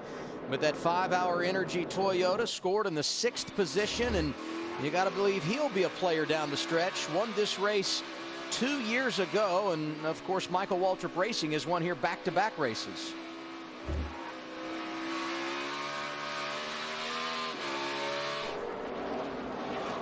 All that happening behind A.J. Allmendinger, who's got company at the front. There's Jamie McMurray, the pole sitter, in 2nd, and Jimmy Johnson in the hunt now for the point. And this is about the same place as, you know, Allmendinger ran really good the first half of the run on tires, started to drop back and gave up the lead about the same time. So if they're going to have to adjust on this car, if they want to win this race, they're going to have to try to adjust this car to make it better longer into the run. Allmendinger has led 33 of the 51 laps today. Second on that list is Kevin Harvick with 10, and pole sitter Jamie McMurray led the first 8 laps this afternoon. Those are the only 3 drivers that have been out front. Let's go to Marty Snyder. You see Matt Kenseth coming down pit road, Adam, early in our window for the 2nd stop. Matt Kenseth told Jason Ratcliffe on the radio the car actually is no better. You see them in there pulling a spring rubber. He said the car is really tight. He said also, I'm starting to lose my brakes a little bit. That's concerning for Matt Kenseth as well. It'll be 4 tires and this chassis adjustment. Again, early in this 2nd window here, and a very long stop for that 20 team. So, Marty, we got a Toyota Camry coming down pit road in the form of Matt Kenseth, and Larry over at our Toyota Camry test car. Well, Adam, 2 things you've been hearing drivers complain about is forward drive off the corner. Get the power down on into a run. There's not a lot a driver can do except play with the throttle. But the other thing is the car won't turn under heavy braking getting in the corner. There is something the driver can do. If you remember earlier in the race, Chris Neville reported that Dale Earnhardt Jr. was starting to crank some rear brake. You do have an adjuster inside the race car. And what Dale Earnhardt Jr. did, you can see the R here, is he started turning a little bit of rear brake, and that helps the car turn getting in the corner. But the thing he'll have to do, once they put 4 fresh tires and fill it up with fuel, Wally, he may have to crank it back to the front just a little bit to tighten it up. That's right, because you have to kind of chase the fuel load a little bit as the fuel burns off. as well as the tires. So you're constantly messing with that brake bias. But it is a good tool as we see Jamie taking a look. These guys are all over each other right now. You know, you're constantly changing that brake bias to help you enter the corner, get the car slowed down. It's the only adjustment you really have inside the car. And that 47 of A.J. Allmendinger, he slowed this pace down enough that you see Jeff Gordon has moved into this picture. He was not in our shot a minute ago. When in the last lap and a half, these guys are all on top of each other. Like I'm saying, it's like a light switch. It's the same on the first time as Jimmy Johnson hit pit road. And you know, you see Jimmy hit pit road. This is about the cycle that he did last time, 25, 26 laps. Now, Jimmy's running behind these guys, and they're holding them up. You know what I mean? I mean, he's running their pace, but he's probably faster. Pit now, come out in a better place on the racetrack. If they run an extra lap or so, when they pit, he'll be in front of them. Here he is, lap 53, Matt. Just like the previous segment, about 3 or 4 laps before their stop, Chad Knaus green-lighted him to give it all he had. He said, go ahead and whip it around. Left side's going on. No changes again for the 48. Stop just over 15 seconds. Kyle brings up a good point here. I mean, that could be a smart move. That could put him track position in front of those other guys by not being held up. He's got fresh tires now. If he can make a little gain as Jamie takes another look, just a hard place to make a pass here when you're in the one car. And boy, he pulled it off. Got the advantage up in turn 7, able to pull it off as they come down toward the S's, and Jeff Gordon hanging right there too in 3rd after starting 15th today. And to pull that pass off, you've got to have help from the guy in the other car. AJ helped him. You know, AJ just said, okay, it's not worth it at this point in time in the race. You go ahead and take it, and we'll come back and race later. He's going to lose another spot here to Jeff Gordon. And look who's right behind him. Here's Harvick. Guys. As close as these guys, back to the 48 car, as close as these guys were, if this cycles out, watch where the 48 comes out in relation to these guys as we go through the whole cycle of green stops. Boy, Marty, that 47 looks like he's lost rear grip altogether. Yeah, you're exactly right, Wally. At this point, acquiescing spot, saying, please go ahead. He said, I'm doing all I can to take care of these rear tires. They'll pit next lap. Chris? Well, that's what Dale Jr.'s got to do on this next run. Rear tires, that was the big complaint coming to pit lane. He said, I've got no rear tires. I've got to come early. Steve Letarte said, bring it in. 4 tires and fuel. And as you watch left of your screen, Dale Earnhardt Jr. exiting the pit lane. Here's a look now at Kevin Harvick. Going after A.J. Allmendinger down into turn 7. This will move Harvick up to 3rd in the running order. He restarted 14th at lap 35, and not even 20 laps later, he's running really good. 3rd right now. 47 now, if you're dropping that much right now, wouldn't you want to come in right now and get some tires on it? Because he's already lost, what, 2, 3, 3 or 4 seconds on the leader. And he was the leader just a few laps ago. They may be coming in this time. And he is. Here comes Allmendinger. Good call, Wally. Yep. I think that's that may be McMurray up in front of him. I think another one of the leaders had come down pit road. McMurray last pitted at lap 25. Same for A.J. Allmendinger. They come here at lap 56, Ralph. Jamie McMurray making his way down pit road. They asked him to go an extra lap or 2 after he took the lead. Let's see what the call is. Looks like we're going for 4 tires here and a bit of a chassis adjustment on the right rear of the car. Jamie's been pretty happy with it. At one point, thought it was a little loose. They're going to go on the jack here, Marty. Ollie pointed it out, Ralph. A.J. Allmendinger just struggling at the end of that run. He said, I need big help. The rear grip completely gone. And then 1 lap before they made the call to pit, he told Brian Burns, I'm just struggling out here, dude. 4 tires, a bigger swing at the air pressure this time around. 1 pound out of both rear tires, trying for some more forward grip. Marty, we've gone past halfway in the Toyota Save Mart 350. Jeff Gordon has taken over the race lead, our 4th different leader of the afternoon. Kevin Harvick, Clint Bowyer, Kurt Busch, and Kyle Larson are your top 5.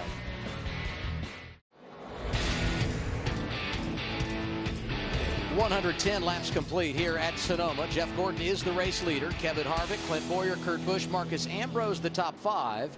And as you can see, Gordon has given up the top spot. He will come to pit road. Last time he came down, lap 26. This stop will come at lap 58 in that Panasonic Chevrolet. First, let's cover the Keselowski stop with Ralph.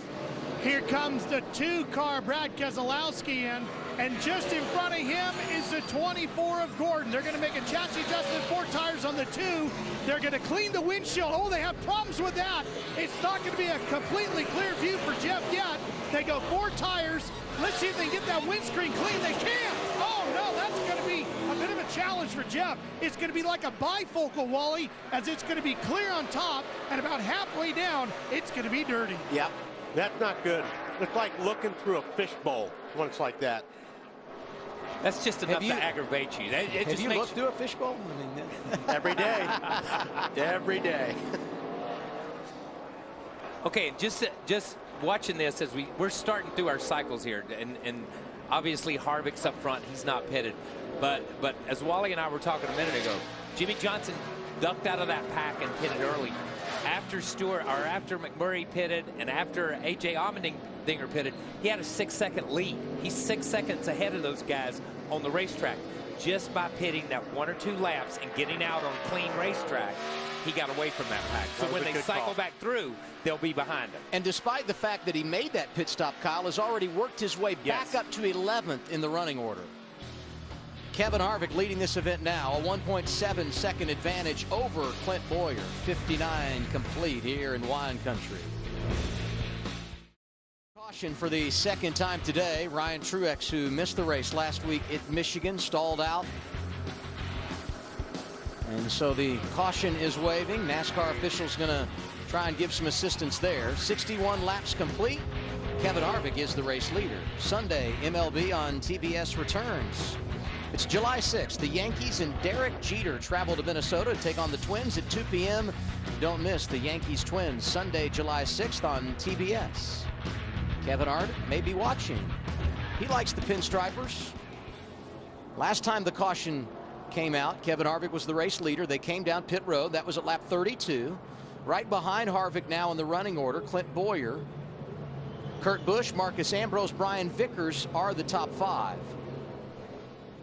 Rest of the top 10, Ryan Newman, Greg Biffle, Ricky Stenhouse Jr., who's been pretty solid today, Denny Hamlin, and then there's Jimmy Johnson inside the top 10, despite the fact that he's already made that stop. It came at lap 53, and the fact now that they've tightened the field up on the caution here really helps Jimmy Johnson. Well, yeah, these guys pit in front of him now. He's going to be showing the leader after these guys dive in the pits, right? And I guess the question would become, do they all elect to pit here under caution based on what their strategy is? Man, I'll tell you what, that's a good call. I don't know. I mean, I'd sure want tires on now and be able to put them on under caution. I don't know. Yeah, at some point in time, you land on a strategy and you stay on that strategy, and you can't deviate from it. And you know, I'm not sure what these guys are thinking. It's like we said in the opening, who knows what these guys are going to do with the tire issues, how the cautions fall. You've got to play on your feet. And I'm telling you what, I wouldn't want to be a crew chief today. It's a lot easier today to be a driver and stay on the asphalt than it is to sit on that pit box and try to figure this out. I think all these guys will come. Yeah, I mean, at this just point because in time, of the tire thing. Yeah, and you're halfway into the race. Yeah. You know? Race leader Kevin Harvick is going to come down pit road. No, he's not. Shot fake. Yeah. Hey, guys, here's what they're going to do. We're going to go back racing here about lap 63. I think what you'll see, Harvick and Bowyer and some of these like Kurt Busch that stayed out, they're going to run about 6 to 8 laps. They're going to get about lap 70 or 71. They're going to pit, but they are committed to doing this on a 2-stop race. Okay. Matt. So Larry, you're saying now, and halfway through the race, these guys have committed to this strategy, and they will run it out the rest of the race no matter what. And I think what did it, especially to Kevin Harvick, Kyle, he keeps getting burnt by the yellow flag. Yes. So I think now they're going to run about 6 straight laps, and then they'll make a green flag stop, and they are pretty much done coming to pit road. Matt Yoakum. Larry Mack, that's exactly the conversation Kevin Harvick and Rodney Childers had. In fact, Harvick said the cautions could not have fallen worse as far as their strategy. They were going to pit, but then they called off inaudible. Their teammate, Kurt Busch, they were going to pit as well. They, too, changed their game plan. Like you mentioned, they were originally going to go to lap 72 and then make their final stop. That's where they're going to go now. That's the changing strategy here in the Stewart-Haas camp. The moving target of strategy when it comes to road course racing. Kevin Harvick out front, 62 of 110 laps complete in the Toyota Save Mart 350. Picking up the pieces from our second caution of the day here in Sonoma. 63 laps in, 47 remain. Kevin Harvick out front. Clint Boyer is second. Kurt Busch is third. Marcus Ambrose fourth right now. Here's the conversation on team radio under caution. We're about 8 laps from being able to make it here, so we'll wait till we get to our window. But these last 5 laps, you were better than the 3 guys ahead of you, and that was pretty nice to see. Interesting conversation, Marty. And that conversation continued a little bit further. Drew Blickensurfer just told him on the radio the strategy of everyone. He said, you're racing those guys in front of you. You're the ones now in a 2-stop window. So he's got to get by the 41, the 5, and the 4. That may have been a little bit more difficult than it appears to be. But Ambrose, as Drew said on the radio a moment ago, much better on this run. Best he's been all day. But are they good enough to get around those cars in front, fellas? And now we go our Ram, no guts, no glory, Marty.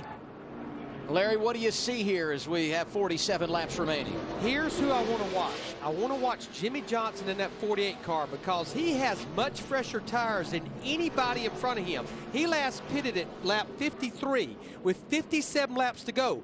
I think what Jimmy Johnson and Chad Knaus will do, they're going to break that up. They're going to take those 57 laps and split them in half. I think we'll see Jimmy Johnson go to somewhere around lap 80 to 82 and make his final stop of the day and get the most out of both of those sets of tires. And have fresher tires for the stretch run than those drivers we've talked about earlier that will likely make their final pit stop in the next 10 laps. Back green as we complete lap 64. Kevin Harvick, the race leader.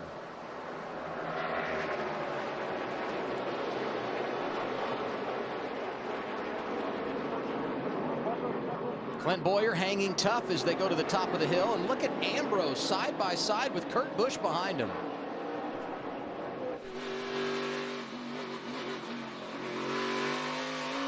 On board with second place Clint Boyer. Not letting Harvick get away. Side by side into turn 4. And Ambrose and Kurt Busch run that whole section side by side. Oh, and now Ambrose for second. Aggressive through turn 7. Yeah, that cost him a couple of spots there. That cost him. You saw him get on the brakes. The rear stepped out. He drove up over the hump and into the side of the 15 car of Clint Boyer, and then those guys drove around him on the outside.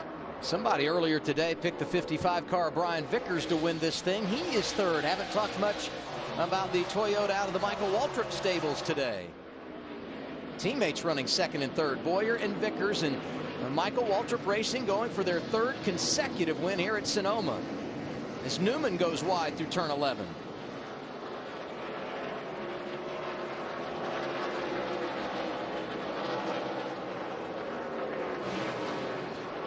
Brian Vickers, very solid afternoon, Chris. Yeah, it didn't start out that way. You have to remember back to the beginning of this race. He flat spotted those 2 front tires on lap 1. Had to come in. Very early stop. He thought he had a tire going down. Well, that threw their strategy off, so he can go a little bit further than these other guys. So he is on a 3-stop strategy because he had to come in early, but he's going to probably try and go about 10 more laps here before they come in. That car very quick, but still a little bit tight in the high-speed stuff. Chris, Larry McReynolds mentioned Jimmy Johnson a while ago. He's moved up to 7th since the restart. Yeah. There's contact. Vickers into Boyer. He got on the brakes, and the rear of the car looked like it had a lot of rear braking, and he got sideways, got into the 15 car. Probably pretty lucky the 15 car Boyer was there because he would have spun out if he wasn't. And that helped Greg Biffle get through, who's now 3rd, Kyle. Poor Boyer, that's the same thing that happened to him with Marcus Ambrose. Got on the brakes, slid into Boyer, took him out, and the 9 car of Marcus got passed by 2 or 3 cars. This time it happens to Boyer. Jimmy Johnson pulling out of a line into 11, working over Marcus Ambrose. Now McMurray trying to get the outside lane to work. Ambrose threw a block there on Jimmy Johnson going into 11. And Jimmy's got to make something happen here. Jimmy's got better tires than these guys, so he's trying to fight his way and make some separation, put some separation on himself and the other guys that are on decent tires. But after only a couple of laps going green, he's made up 4 positions. Talking about Jimmy Johnson, as a couple of Fords lean on each other. Ricky Stenhouse Jr. in that green car going at it with Joey Logano. That's for 13th.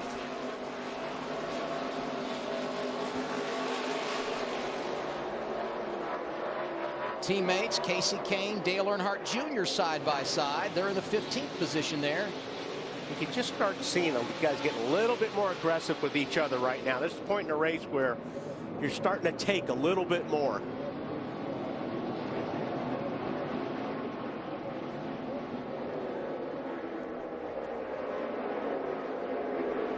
Saw Paul Menard. Haven't talked a lot about him today after a good qualifying run here yesterday. And there's Kyle Larson in that 42 machine. Spent a good portion of the afternoon inside the top 10.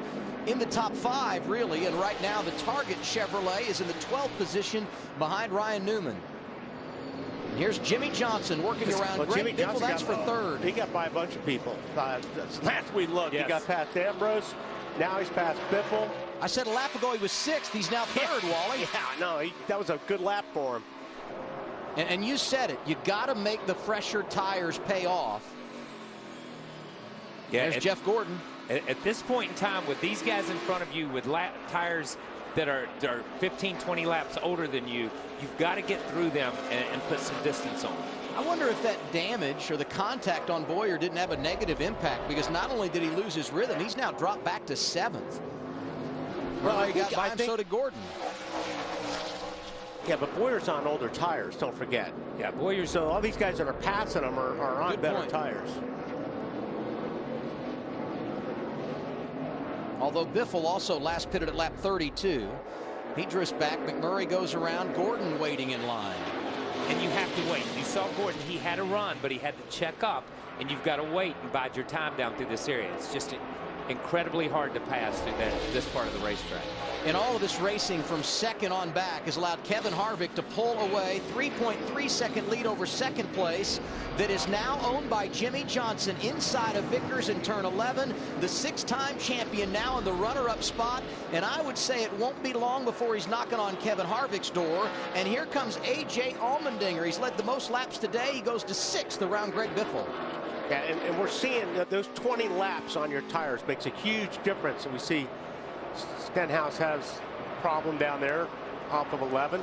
He had a decent day going. 4th here yesterday in the K&N West race. Ran that event to gain some extra experience, and unfortunately gets turned around over in the hairpin and loses all that track position. Yeah, and you see his right rear quarter panel there. Most of the time when you end up on Gilligan's Island, where it used to be out there in the middle, is where you used to have to pit.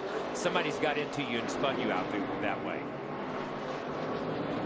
Jamie McMurray right now holds down the 3rd spot. Right behind him, Brian Vickers and Jeff Gordon. It's been entertaining since the restart. 42 laps remaining here in Sonoma. Kevin Harvick, Jimmy Johnson, Jamie McMurray, Brian Vickers, Jeff Gordon, the top 5.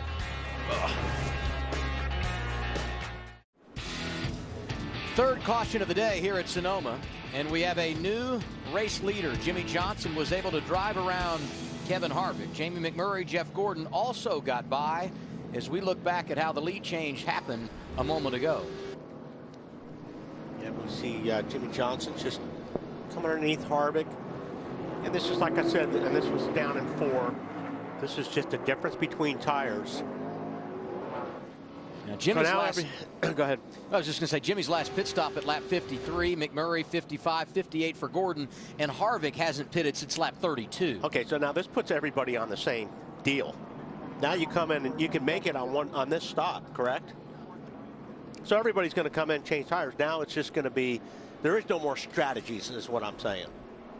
You agree with that assessment, Larry? What do you see, and what's the calculator say? Yeah, when they come back around 38 to go, there's no question that pretty much Harvick and Vickers and Biffle and Kurt Busch, Ryan Newman, they're going to come to pit road because they can make it to the end. But just remember now, when you look at Jimmy Johnson and this group right here that's pitted lap 53, 55, 58, they'll still have to make one more stop.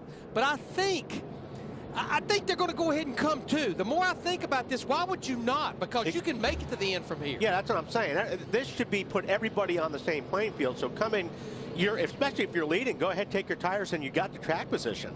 And also, while we were away, Clint Bowyer and Marcus Ambrose, who were running up front, made their pit stops under green. And this could work out really good for them, because if everyone else does come down under caution, they will drive right to the front. Good point. So all that strategy we've been talking about just went out the window. Is that what y'all are trying to tell me? I guess we will determine here in a moment if it went out the window, but certainly based on everyone's assessment, that's the case. Well, yeah, I mean, you got enough fuel to make it to the end. And we know you want tires. I mean, if you can get them here for the stretch Yeah. run, that's certainly something that everyone covets. We knew it would be a big story this weekend, and you it certainly see has what been. the difference was on tires between Jimmy Johnson and guys like let me tell you Harvick. who's really in the catbird seat. Clint Boyer and Marcus Ambrose. They just had made their green flag pit stop at lap 69 with 41 to go. They're definitely going to stay out, and I think if all these drivers pit right here, regardless under caution or green, those guys will be in the catbird seat. Well, here come the leaders. Jimmy Johnson brings them down, and he's got a whole bunch coming behind him. Pit stops will happen at lap 72 under caution. Ralph Shaheen, get us going. Well, the big thing is going to be watch Jordan Allen try to get that windshield cleaned off here with a clear tear. He told me the first pit stop, it started to tear. The second one, it went completely. Jeff says the car is pretty good. The vision is probably the biggest issue. There they get it off. So now he's going to stay with that. He just was looking for a little bit more drive off the corner. They feel like they're pretty strong here. Jamie McMurray, he's going to take 4 tires as well. They're going to get the one out also. Yeah. And service already complete on the 48 of Jimmy Johnson. No changes. He said the biggest thing he noticed of that pass run was just the consistent fall off, but he could have used a little more forward drive off. So those could very well be, most likely will be the final pit stops of the day. Jimmy Johnson, 4 tires, comes off pit road first. Top 3 stay the same. McMurray and Gordon behind him. Vickers and Allmendinger each picking up a spot, and Harvick, who's had some woes on pit road this year, goes from 4th to 6th. 72 laps complete in Sonoma. Let's take a closer look at today's race, brought to you by the Sprint Family Plan. With 7 people on the Sprint Unlimited Family Plan, you can get unlimited data, talk, and text for as low as $45 per month each. Visit sprint.com/speed or a Sprint store to start your family today. Third caution of the afternoon is out. You look at Kevin Harvick here and a little pit comparison of what happened under caution between Team 4 and Team 48. Jimmy Johnson was the quickest off the pit lane. Kevin Harvick lost a couple of positions. And here's what was said on their team radio. Completely annihilated. What are we doing? They just get really, really, really old. I mentioned earlier, this team has had some problems in 2014, and you hear the frustration in Kevin Harvick's voice. So as we get ready to go back green, let's clean up a couple of things. Joey Logano stayed on track. He last pitted at lap 57. He will have to pit again. We heard from crew chief Todd Gordon while we were away. Clint Boyer, Marcus Ambrose, as we thought, would stay out. They had pitted under green. They will restart 2nd and 3rd. And Carl Edwards and Denny Hamlin had also pitted under green prior to the caution. They too stayed out. They will be the top 5. Jimmy Johnson, who was quickest off pit road, restarts 6th here. Yeah, it'd be interesting to see if Logano goes. With these guys with pressure tires, could hold up Ambrose and some of those guys in line behind Logano. We're about to find out. Restart comes with 36 laps remaining at Sonoma. Doesn't look like Logano's going anywhere to me. He drove it in there pretty hard. Yeah, he got a good start. He didn't spin the tires, and I think that's what Wally was talking about. With those old tires, man, you never know. Boyer, though, able to grab the top spot over in turn 2, and now he will lead the field as they come through 3 and 3A and down to turn 4. Logano behind him. Ambrose up to 2nd. Then Edwards is there. Jimmy Johnson has gotten around Denny Hamlin, and Jeff Gordon and Jamie McMurray doing battle for position. That's for 7th on track.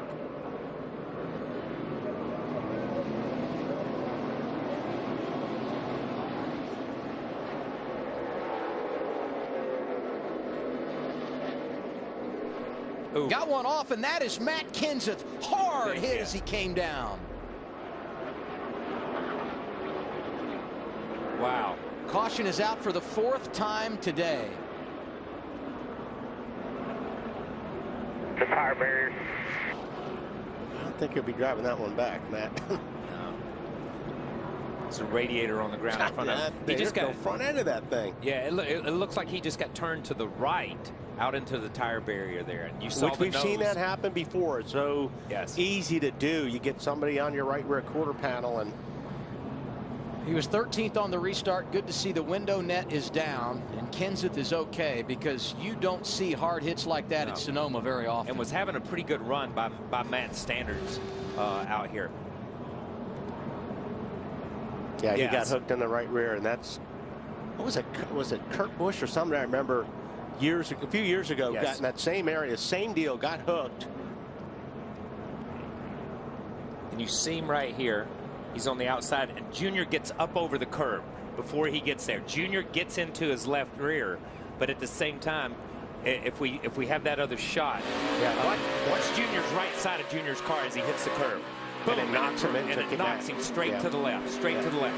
And we've talked about it before. It is really tough to go through this area of the racetrack side by side. There's just not enough room.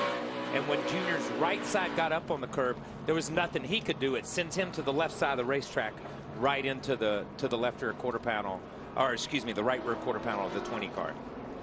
Heavy damage to that 20 car, and if they can't get it repaired, it would be the first time Matt Kenseth has recorded a DNF at Sonoma in his 15th start here in Northern California. Don't think they're going to get that one repaired. Don't believe they will. I mean, as Kyle pointed out, the radiator just completely ripped out of the front of that car.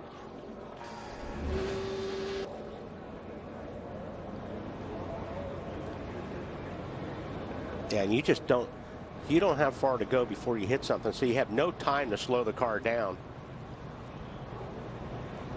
That's a whole nose over here to the right. You see it just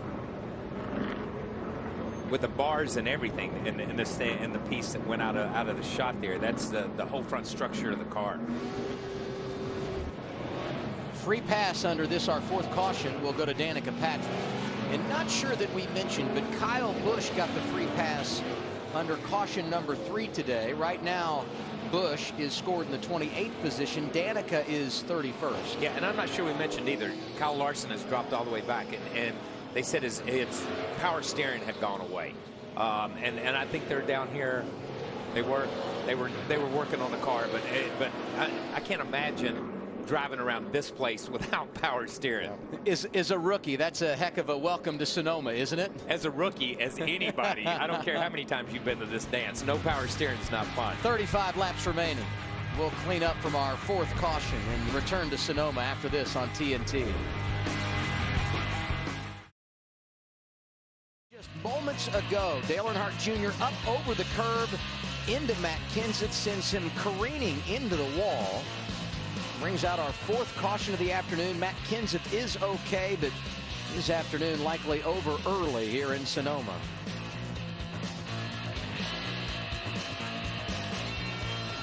So you saw what brought out our fourth caution of the day. Now a little insight from one of the drivers involved. Team radio with Dale Earnhardt Jr.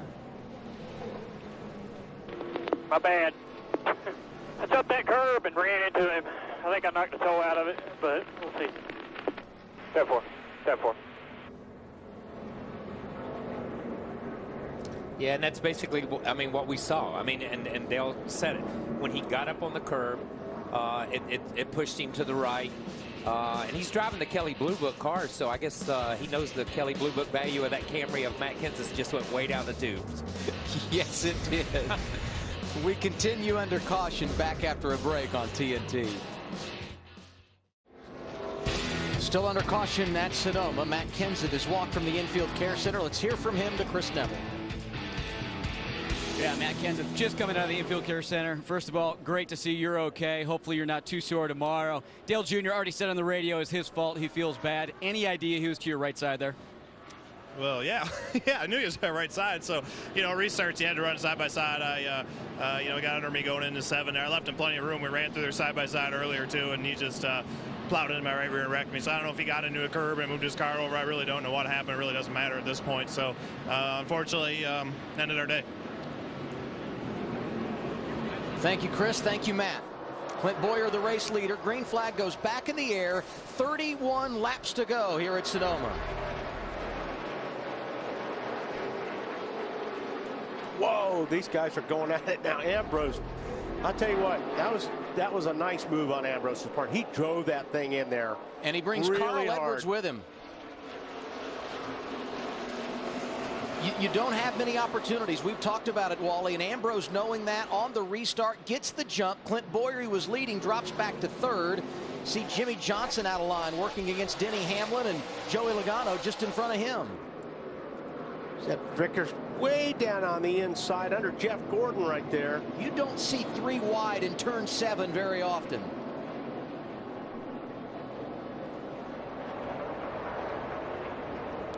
When Ambrose knows at this point he's got to go, especially when some of the cars behind him show the speed like Johnson did earlier, and Harvick, although Harvick back in 11th. This thing goes green the rest of the way. I mean, Ambrose could put 7, 8, 9 seconds on Harvick. That's going to be hard to make up. This track has really been a thorn in the side of Marcus Ambrose. Just can't get over the hump and get to victory lane, but he knows if he can do it today, a spot in the chase could be waiting for him in September. You watch Jimmy Johnson get around Joey Logano, and now he'll go to work on Clint Boyer. That would be for the 3rd position, and the 48 car may be the one to watch down the stretch. In the latter stages of this race, he's been pretty good. You go on board with A.J. Allmendinger, who's 7th right now. Yeah, Jimmy, he is good, and he has good track position. He's sitting in 4th, so he doesn't have to fight his way through a bunch of cars like somebody like Harvick does. McMurray pulling out of line, going around Joey Logano. Logano is on older tires than all of these guys you see around him. Yeah, Joey's pretty much a sitting duck here, and they are sticking to their plan like it was mentioned earlier, but these guys all around them have much better tires, and not a whole lot you can do. Yeah, the 22 knows that he will have to make one more pit stop. Everybody else that came down moments ago feeling good about where they are in regard to finishing this race on strategy. And there goes Jimmy Johnson getting another one inside of Clint Boyer as they go to turn 11. Move Jimmy Johnson up to 3rd now, and Boyer goes around. Oh, and he gets clobbered by Zed Harvick. Nowhere to go. Contact in 11. And look at him, the track position. You continue to lose it. And finally, Boyer able to pull away, and Harvick's left front is crushed. Yeah, and that is so frustrating for Kevin, especially when you feel that the pit stop may have put you in that position. Yeah, and that's exactly what I was going to say. Here Harvick was put in a position and put in a position late in the race that lost all that time on pit road, back in the pack where he didn't need to be, and gets put in a position to get taken out by somebody else's mistake. And you don't think about, well, it's only 2 or 3 spots under a pit stop, but that's exactly what it could set you up, especially in the end of these races on these road courses. We've seen it so many times. They could go green forever, but the last 15 or 20 laps, we seem to see a lot of cautions because everybody's aggressive.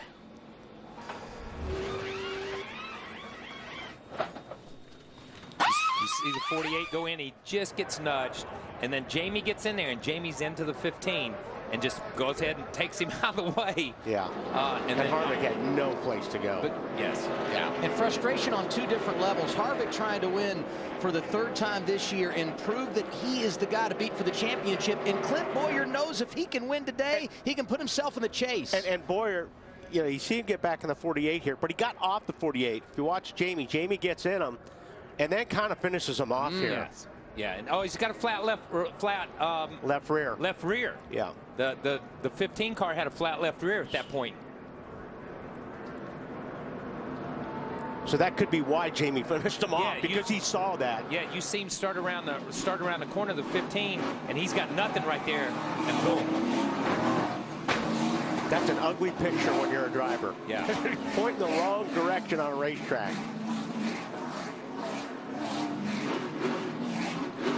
Right now with Kevin Harvick into the corner.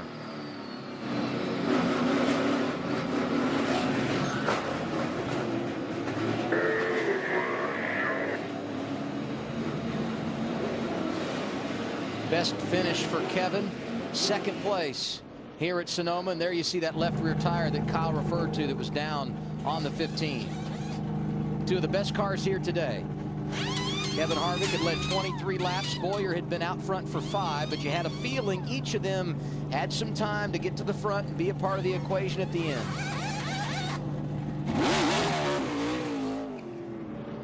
That's not going to be any fun the rest of the race.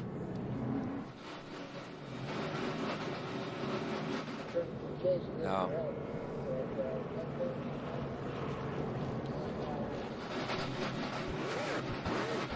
Going to step aside as we are under caution for the 5th time today. Marcus Ambrose leads. Carl Edwards, Jimmy Johnson, Jamie McMurray, A.J. Allmendinger the top 5, and Clint Bowyer no longer a part of the equation at Sonoma. 27 laps remaining in the Toyota Save Mart 350 at Sonoma Raceway here in Northern California. Under caution for the 5th time today, and one of those involved Clint Bowyer. And what did you see on the replay here, Kyle? Yeah, towards the end of the spin, and you know, according to Chris Neville, he had already reported in that he had a flat left rear. You see the car kind of jig and jog to the left and right, and as Jamie gets into him, it steps out and it rolls the tire off the wheel. You see the wheels flat on the racetrack right there. There was nothing Bowyer could do, and once again, you know, the 4 car of Kevin Harvick has no place to go. Free pass here goes to Brad Keselowski. He has made his way around the track and will rejoin the tail of the field.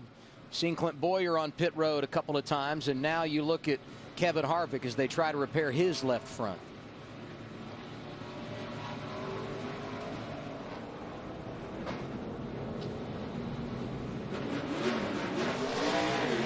We'll step aside.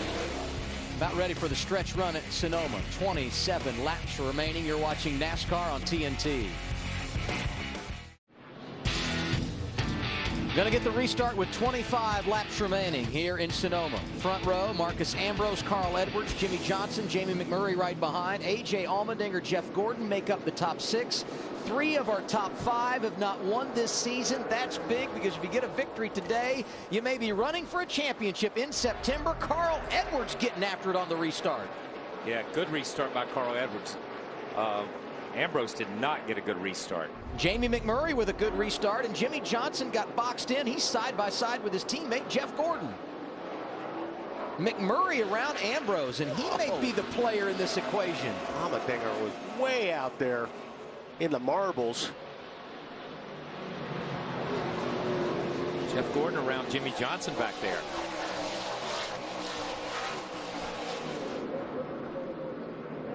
Oh, there's Stewart gave into the backside of Jimmy Johnson. I don't think Stewart liked that block at the 48-foot on him there.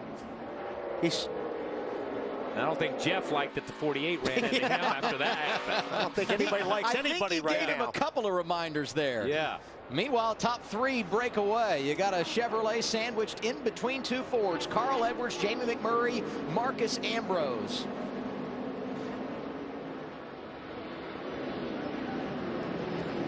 Speaking of Tony Stewart, where has he come from today? Quiet all afternoon for the 3-time champion, 7-time road course winner, but he's in the mix here late. And we have contact, and that going around is A.J. Allmendinger.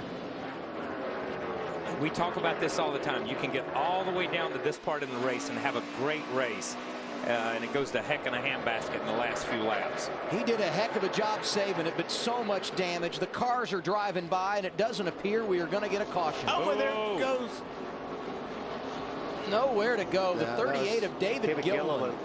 And like I said, this is typical of the road course racing. We see we get down to the last 25 laps, and everybody, no caution, no caution. It's going to be a lot more aggressive.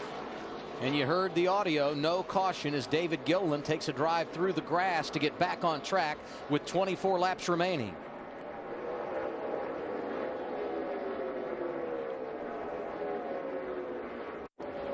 Let's go back to what happened off of turn 11 involving A.J. Allmendinger, who was inside the top 10. Yeah, you see him right there on the other side of Earnhardt. He popped Earnhardt with the right front there. He just like a pinball after that. And Vickers, unfortunately, got a piece of that as well. Yeah, you see the 88 on the inside. Yeah, just gets pinched in the outside wall right there. Let's go to Marty. And guys, A.J. Allmendinger not very happy with Dale Earnhardt Jr. You see him coming to pit road. This is a car that led so much of this race. He said something is broken. It will barely steer, so he's going to come to pit road. Obviously a frustrating end to what looks like such a promising day for A.J. Allmendinger, guys. Led a race high 35 laps. I'm going to say from that shot, I've got to agree with AJ. That 88 was coming over like he was clear, and he certainly wasn't. Remember back to something we talked about on Countdown to Green. Last 7 winners here. First time road course victors, and our top 2 today have never won at a road course, Larry. Yeah, just looking at Carl Edwards, I know he's never won a Sprint Cup Series race on a road course. He's won in the Nationwide Series, but he did finish 3rd here a year ago. But the real key moment for Carl Edwards, Jimmy Finning had called him to pit road at lap 70, and just after he hit pit road, Ralph, the caution came out. That's how he got up there. Well, what's really interesting, too, Larry, it was around lap 36. Remember, they're on a 2-stop strategy. It was around lap 36 of that second run where Carl got on the radio and said, the handling has gone away. I'm really hanging on from this point on. Jimmy made him go a few more laps. But, guys, the key is we've had all those caution laps in this last run. That's going to give him a lot more tire at the end of this. Well, it's really going to come down to whose cars were the best on the long runs. If we keep going here, and as you can see, McMurray's car hasn't been bad on the long runs. We've seen him get passed earlier by Allmendinger earlier in the race, but then Jamie always would come back. And it looks like he's putting a little pressure on Edwards right now. And then you got Jimmy Johnson as well, who I think his car is really good on the long runs. Jimmy has really been trying hard to gain a spot on Marcus Ambrose, but can't seem to get by him in one of the passing zones. Well, and it's hard to get past Ambrose in a passing zone because it's a braking zone, and that's where Ambrose is really, really good. He gets the car in very, very deep. So if you're going to outbrake Ambrose, you've accomplished something. Hendrick Motorsports going for their 6th consecutive win this season today. It would match something they did back in 2007, and all 4 cars in position. Jimmy Johnson is 4th, Jeff Gordon is 5th, Dale Earnhardt Jr. 7th, and Casey Kane looking for his first win of the year right now in the 8th position, despite starting 30th earlier today. Just looking at the lap times, like that last lap, the first 3 cars, I mean, are on top of each other time-wise. They run almost exactly the same lap times. 2 drivers we got to mention. Martin Truex Jr. had problems early in this race. He's inside the top 10, and Casey Mears has rallied back to run 11th right now. Yep, Casey's done a good job. Way behind Carl Edwards, who has a advantage over Jamie McMurray, Marcus Ambrose, Jimmy Johnson, and Jeff Gordon. Some cautions late at Sonoma. How will the run to the finish look? We'll have it for you on TNT.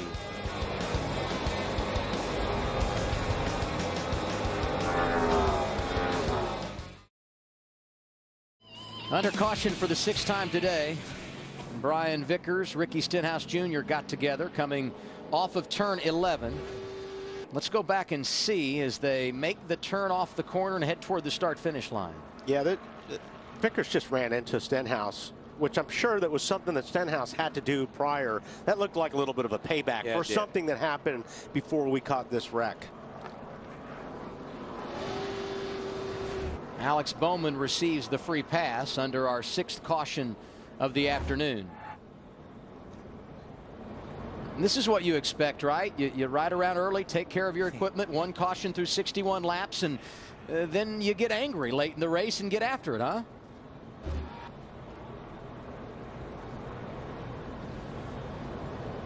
So while we're under caution, we're going to step aside, make sure you get plenty of green flag racing late in the Toyota Save Mart 350. Carl Edwards, your leader, with 19 to go. And salute. Ready to. From the USS Dewey in San Diego, California, I'm the Command Master Chief, Joe Gregatich. Hoo-yah, Navy! Hoo-yah, Navy! NASCAR is honored to have members of the military enjoying the race with us today. Tonight, TNT invites you to tune in for The Last Ship, a new drama about everyday heroes of the Navy facing impossible odds. The Last Ship series premiere tonight, 9/8 Central, only on TNT. So our sixth caution of the day, and we had a number of drivers come down pit road while we were away. Among them, Tony Stewart, who came off pit road first, was scheduled to restart 10th, but too fast entering. Just like a Pocono. Yeah, he had a good run going and got nailed for speeding. And the way the lucky dogs are going, everybody's going to be on the lead lap here before the checkered flag flies. So he's got a lot of cars to make up. Marcus Ambrose going to restart third here. Last restart, he was the leader and lost the top spot to Carl Edwards. He said this on the radio. Yeah, I know. NASCAR said you were ahead of him when the green came out. That's what their stance is. I tell you, it's the law, man. It's the line. Yeah, we know. We know. We can't do anything about it now. Just go with them. Go with them, man. We'll go by them. Keep digging. Keep digging. These cautions will help us look after them. We have a better car longer in the run than these guys do. Our lap times prove it here. Our tires become on the race car. They look like it. So, just do all you can. That's a tough call.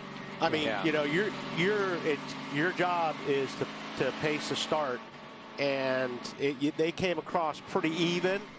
And here you see the restart box right here, these double red lines and this red line. And once you are in the restart box, as the leader, you are in control of the field. Once you get out of the restart box, it's on the flag. Yeah, I really didn't think Carl did anything wrong on that one. I think Carl was trying to keep pace and had a better roll on it.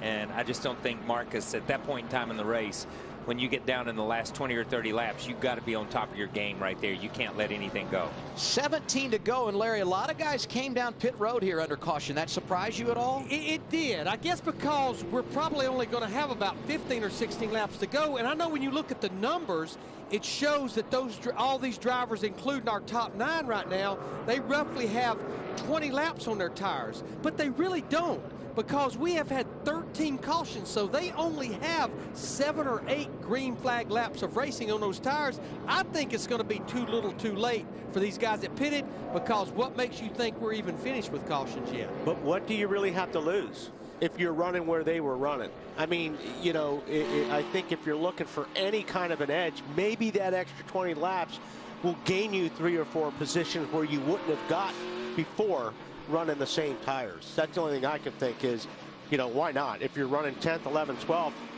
throw the dice.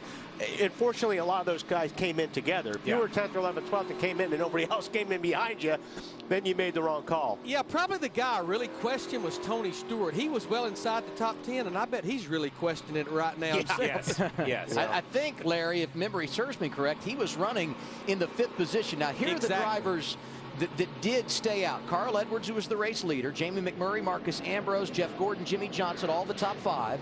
Martin Truex Jr. was in the top 10. He restarts 6th. Denny Hamlin restarts 7th. Kurt Busch was outside the top 25. He's going to restart 8th. Cole Witt behind him.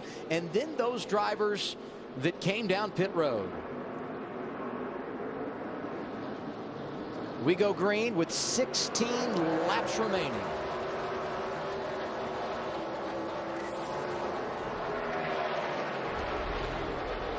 Good restart for Edwards. McMurray is right there, though. Edwards inside as they go to turn 2. McMurray, if he can hang there, it might have a shot at taking the lead. No, not quite. And he gave Edwards a lot of room there. He didn't have to. Don't look now, but here comes Martin Truex Jr. trying to get back in the top 5, racing with Jeff Gordon. In fact, he is 5th right now. That 78 car's gotten around Jimmy Johnson, and he may not be done yet. What a comeback. So many times right here we've seen give and take, and we're not going to see any give and take between this 78 and that 24 right there.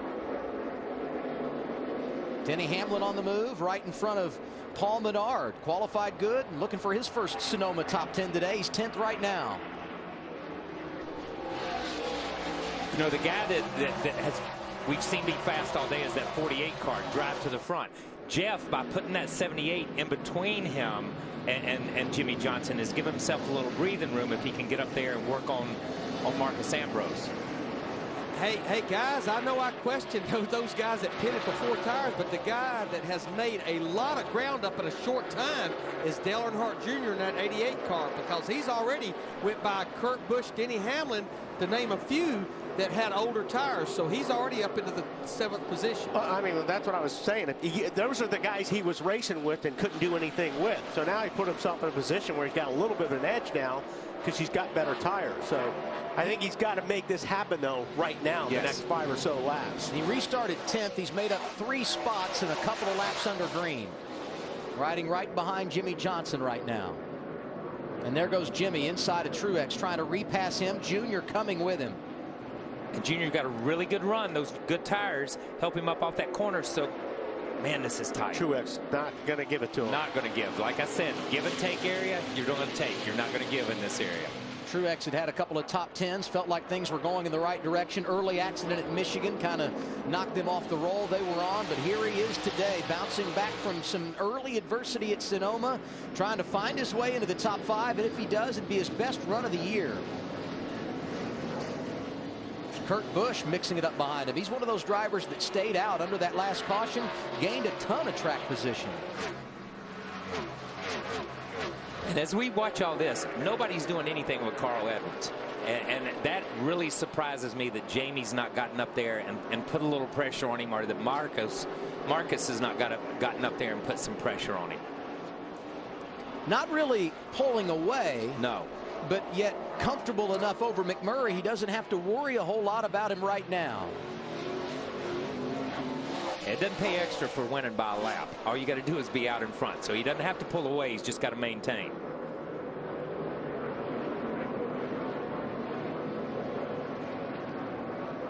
We said on Countdown to Green, parity is a big word when you come to Sonoma. It's certainly bearing out, because if Carl Edwards were to win, he would be the 10th different winner here at Sonoma in the last 10 races, and it would be the 8th time we've had a first-time road course winner in consecutive years here in Northern California.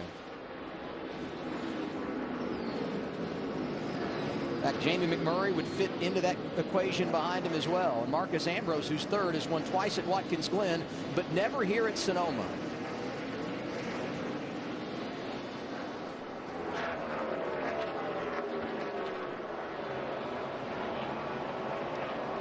Think back to a week ago, racing at Michigan. That's the house that has been so good to the Roush Fenway organization. Didn't have a car in the top 10. First time that had happened since August of 2000. I mean, that place has been a layup drill for them. You come here to the road course in Sonoma where they've got 1 win all time, and Carl Edwards is out front with a chance to get it done. See Jeff really close up on Marcus. Go the inside right here. Yeah, little door slamming right there. Marcus is a tough man to pass. That's a big move by Jeff. But did you see how he quickly pulled away once he got by him? A sign of how good that 24 car is with 13 laps remaining. Jeff got a good run up off 4 to make that move on Marcus into 7.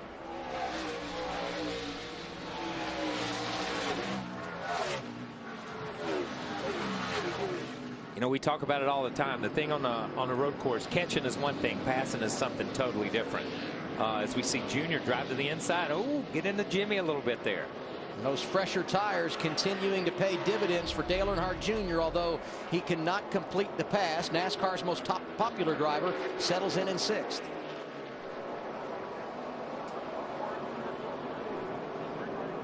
And of course, this is the one track on the schedule where Dale Earnhardt Jr. has never finished inside the top 10.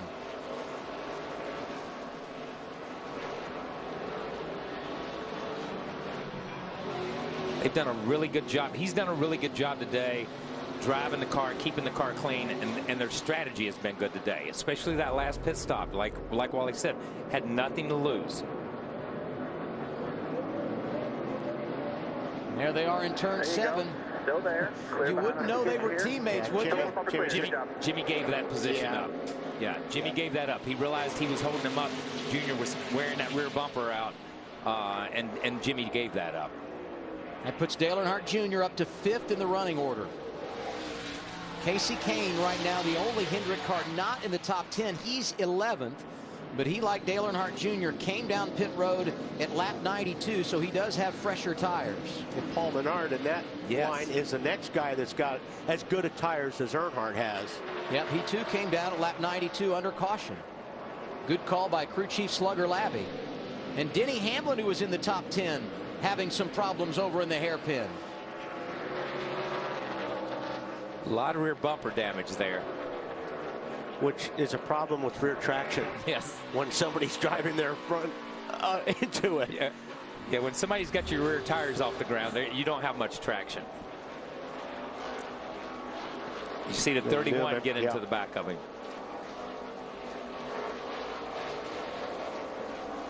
Racing back around the 15th position here.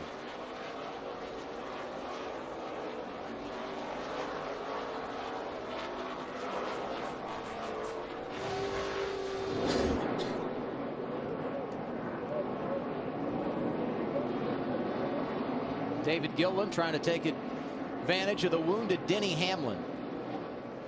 The leaders come down to turn 11, and when they get back to the start-finish line, it will be 10 laps remaining. Carl Edwards leads, Jamie McMurray is second, then you've got Jeff Gordon, Marcus Ambrose, Dale Earnhardt Jr., the top 5. And Jr. has closed in on Ambrose. That's going to be a good battle for 4th heating up here over the next couple of laps. Out of those first 3, Jeff's just a tick quicker. Just a tick.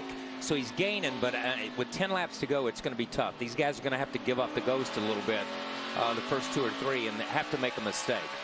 Casey Kane has worked his way back into the top 10. So has Kyle Busch. Fought that car all weekend long, went a lap down early, had contact with Brad Keselowski in the first few laps, and now finds himself 9th with 10 laps to go. As you watch the battle for 4th. Pretty incredible. As bad as Kyle Busch was at the beginning of this race, for those guys to be sitting 9th, they've done a good job working on that race car. And a good move by Dale. This shows you what we've talked at the beginning of this show about tires. Larry's talked about it. Everybody's talked about it. You see what tires do. Finally, the tires are giving up on this 9 car. He can't go as deep into the corner, and now they're out braking him. Don't look now, but Clint Boyer is on the radar once again. He got spun out, if you remember, not long ago, but he has driven his way back up to the 12th position. But he'll need a caution if he's going to be a factor today, and that's probably right now what Dale Earnhardt Jr. needs. Got those fresher tires. If he could get a caution and tighten the field up, he might be all right. As it stands now, he's 4.3 seconds off the lead. These guys are tightening up a little bit. Jeff's caught the 1 car a little bit of Jamie McMurray, but again, with 9 laps to go, it's tough. Yeah, you're going to have to do a bonsai. Yeah, you're going to have to make something happen. But we've seen this. We've seen it all day long. A guy will lead and run, and then it's like within a lap and a half, his car just quits working. Yeah. You know, just absolutely stops. We're seeing it with the 9 car right now. He's gone from Junior getting around him to falling back into the clutches of the 48 of Jimmy Johnson here.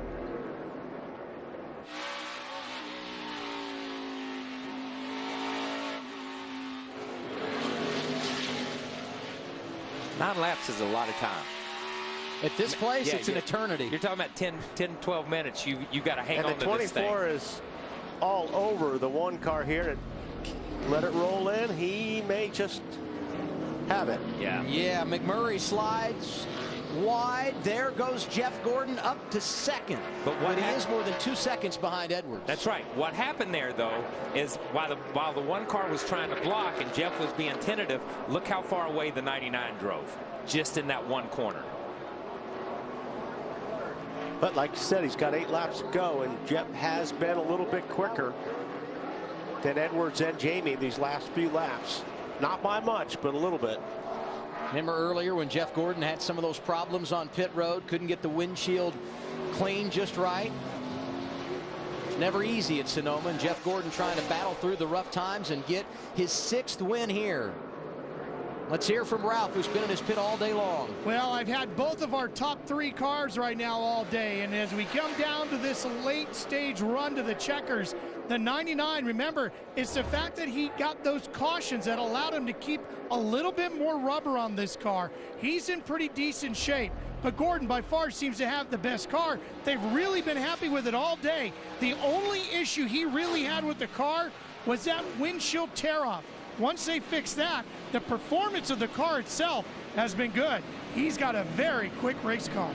On that last lap when we were talking about the pass and stuff, Edwards run a 17:30, Jeff run an 18:10, and the one car run a 19:10. That's how much it slowed those guys down getting in the corner. But that lap, Gordon ran a 17:2, and Edwards ran a 17:7, so Jeff is a little bit faster. Jeff picked up about a half second back on that lap. Yeah. See Paul Menard here. Best in his career as far as top 10s in a season, 9. The last 2 years.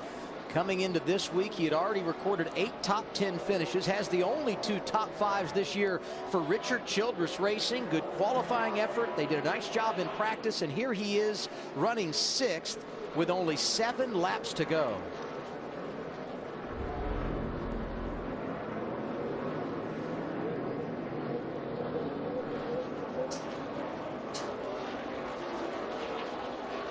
I mean, Ambrose just cannot. Yes. You can't do anything with it. Cannot get to the gas, has no forward bite, and you see these guys with a little bit fresher tires just driving by him. Yep, Ambrose going in the wrong direction in the latter stages, Marty. Yeah, not the direction that they had hoped, Adam, as Kyle pointed out. No forward bite at all in that 9 car. He's hanging on as best he can. Drew Blickensurfer on the radio said, just keep it straight. We're going to get out of here with a top 10. But think about this for Ambrose and his race team. How many times have they come here with the best car? Everyone thought they would win, and they didn't finish in the top 10 or didn't get the finish that they thought. Today, they honestly did not have a top 10 race car. They have put themselves here strategy-wise, currently running 6, so they might get out of here with a top 10 and finally finish better than the car actually ran all day long. And maybe, Marty, that breathes a little confidence into this team because, as we know, there are 2 road course races on the schedule in the regular season. And if you can get a win, you might have a chance to make the chase. And when we go to Watkins Glen in a couple of months, it's a track where Marcus Ambrose has won twice in his career. And look at the drivers inside the top 10 that have their eye on a win today and perhaps an opportunity to clinch a spot in the chase. Among them, Casey Kane, who drives to the inside of Ambrose, and Paul Menard on that list right in front of him. And if we don't get a caution, realistically, the best chance for someone to get their first win of the year would be Jamie McMurray, who is 3rd.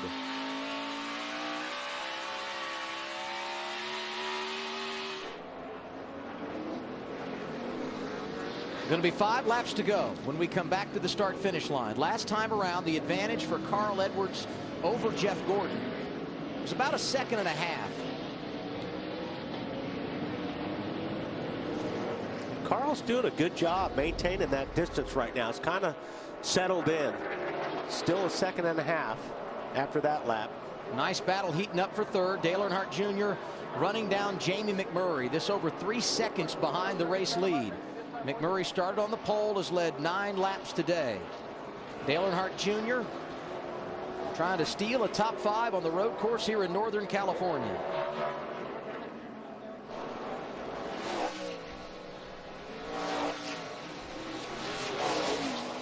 Takes it away. 3rd spot.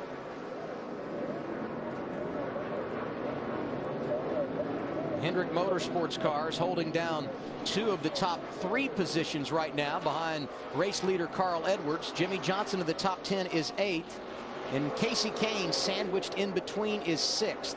Boy, Jeff blew turn 4 there that last lap and lost a little time on Edwards. Yeah, over 2 seconds behind now. Yeah.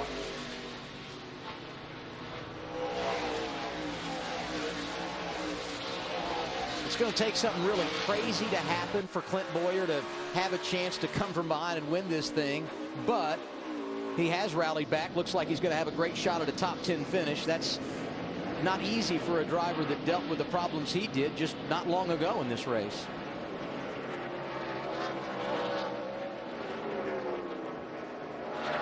Martin Truex Jr. starting to slide back a bit. You saw Greg Biffle go around him for 9th.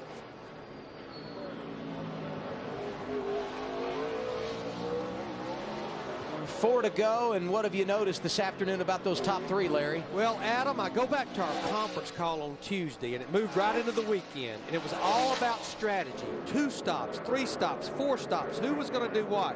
And I look at our top 3 right now, it is all over the board as far as the different strategies. Carl Edwards in that 99, he has only made 2 trips to pit road. Jeff Gordon at 24, he has made 3 trips, and the one that just blows me away, but it took the cautions falling right, is we got Kyle Busch sideways, but I think we'll stay green.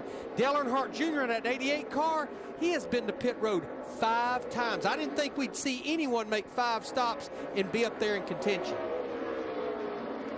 We said it was going to be a moving target, and you have to give a lot of credit to Steve Letarte, who, as we mentioned earlier, won here in 2006 with Jeff Gordon, and he has managed this weekend so nicely for NASCAR's most popular driver, Dale Earnhardt Jr., who right now is 3rd.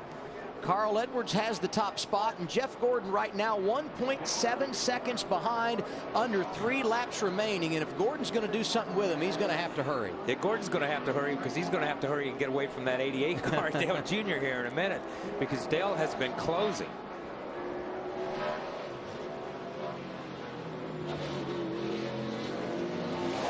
About a 1.5 seconds separate second place Jeff Gordon from his teammate Dale Earnhardt Jr. What's going through your mind here, Wally? Long green flag run to end the race. Carl Edwards is leading. He's managed the restarts nicely. Now a little comfort out front. What's he thinking? He's sweating bullets. He's looking in the mirror. He knows that, I'm sure he knows that Earnhardt's on better tires, and he is coming. You know, you're gauging how good you are right now by the mirror, because you're looking up at Jeff Gordon and you're seeing if that car's getting bigger in your mirror or smaller in your mirror. And, you know, you're absolutely busy because the car is at its worst, sliding all over the place tire-wise and everything. So, like I said, for him, he's just gauging where he is off of the car behind him. If you're somebody like Earnhardt, you know, you're just licking your chops, because you know you're on better tires and you're seeing where you're making the gains on these guys, and you know you're sitting at 3rd, you've got nothing to lose, so you can run a little bit harder because you got better tires. Less than 2 laps to go for Carl Edwards, Larry. Well, honestly, I'm going to say it's less than a lap to go, because right now what Carl Edwards and that 99 crew, Jimmy Finney, they want to see, they want to pass under the white flag, because remember, once they see the white flag, then we have an official race no matter what. And we know on the last couple of laps, these guys will absolutely start losing their mind for all over the racetrack for all different positions. Yeah, the last thing Carl Edwards wants to see is a green-white checker finish. Saw his crew chief Jimmy Finning, who won here 1997 with Mark Martin, the only win for Jack Roush in wine country. He's a magician atop the pit box. The two worked hard together to win at Bristol back in March, trying to nail down their 2nd win of the season today, and he will see the white flag as they come off of turn 11. And you can tell by looking at this, Kyle, that Carl all of a sudden has backed it down just a little bit. He's being really, really careful right here, one more time, because he just lost over .5 seconds to Jeff Gordon on that last lap. Yeah, that was a pretty conservative lap. We saw the car step out, getting into turn 7 a little bit, kind of bad. Made his way through the S's and was very, very careful getting into turn 11. And it goes back to what Larry says. You get to that white flag lap, then you just got to maintain this pace. Going to be no overtime today in Sonoma. The leaders working their way off of turn 4 for the final time this afternoon. Down to turn 7, one of those passing zones, but Gordon not close enough to make anything happen. Boy, Jeff is, I know he's running everything he's got right now. And this, because he's only got one more shot at it, and I don't think he's going to be able to get close enough. But and we've seen that 99 smoke the tires of Carl Edwards, smoke the tires getting into turn 7 the last 2 or 3 laps. Through the high-speed portion of the track for the final time. Gordon closing in as they head toward turn 11. Gordon driving it in hard. Edwards locks it down, maintains the top spot, and drives off of turn 11 clean. He's won 22 times in his career, but never on a road course. That's going to change today. Carl Edwards, a winner at Sonoma. Great run for Junior. Good work, man. Good work.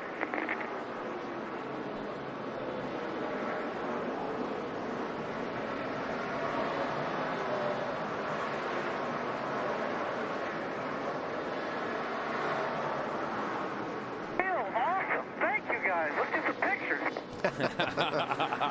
Yeah. Get a flip.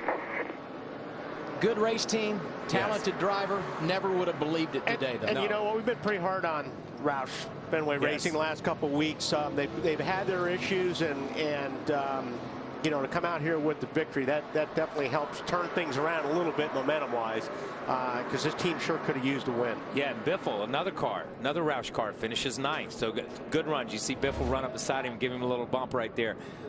We have been hard on Roush because they've just not been in a ball game. But I'm going to tell you, Carl carried this thing through practice. We watched him in practice, put up some good times. And qualifying, I was impressed with his qualifying efforts, the times he'd go out and pick up on his 2nd, 3rd, 4th lap. Second trip to victory lane here for crew chief Jimmy Finnig, Matt. 10 wins for the last 10 races here with different drivers. Jimmy Finnig, a great day for you, but how challenged to be patient with a 2-tire strategy? Well, it was early on, it was backfiring on us, but we pitted at lap 70 and the caution come right out, and it just played right in our hands. And when you got somebody like Carl behind the wheel and put him out front, he's going to get it done. Boy, what a great day for Jimmy Finnig. Remember, wins on the road courses with Mark Martin at Watkins Glen and Sonoma. Now here with Carl Edwards. And Matt, you mentioned it. Last 10 races here, won by 10 different drivers, and today marks the 8th consecutive time at Sonoma where the man that goes to victory lane has done so for the first time in his career on a road course. And maybe we shouldn't be surprised. After all, Carl Edwards, one of 2 drivers that was top 5 in both road course races a year ago.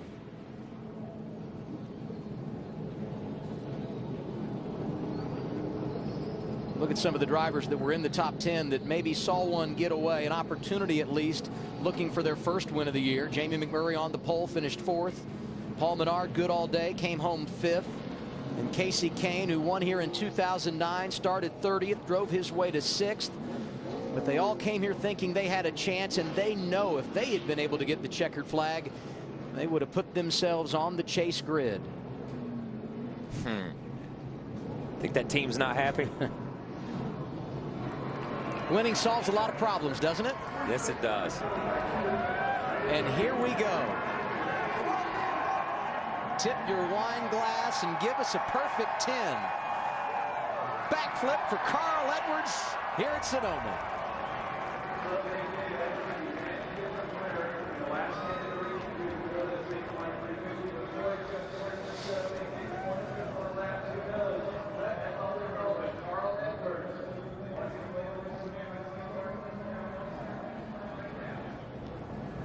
So a Midwest driver won. Carl Edwards from Columbia, Missouri. Thought it might have been Emporia, Kansas driver Clint Boyer, or perhaps even Joplin, Missouri's Jamie McMurray. But instead, it's Carl Edwards who plays the game exactly as it needed to be played. And when the dust cleared in Sonoma, the Aflac Ford driving to victory lane. Pour the wine.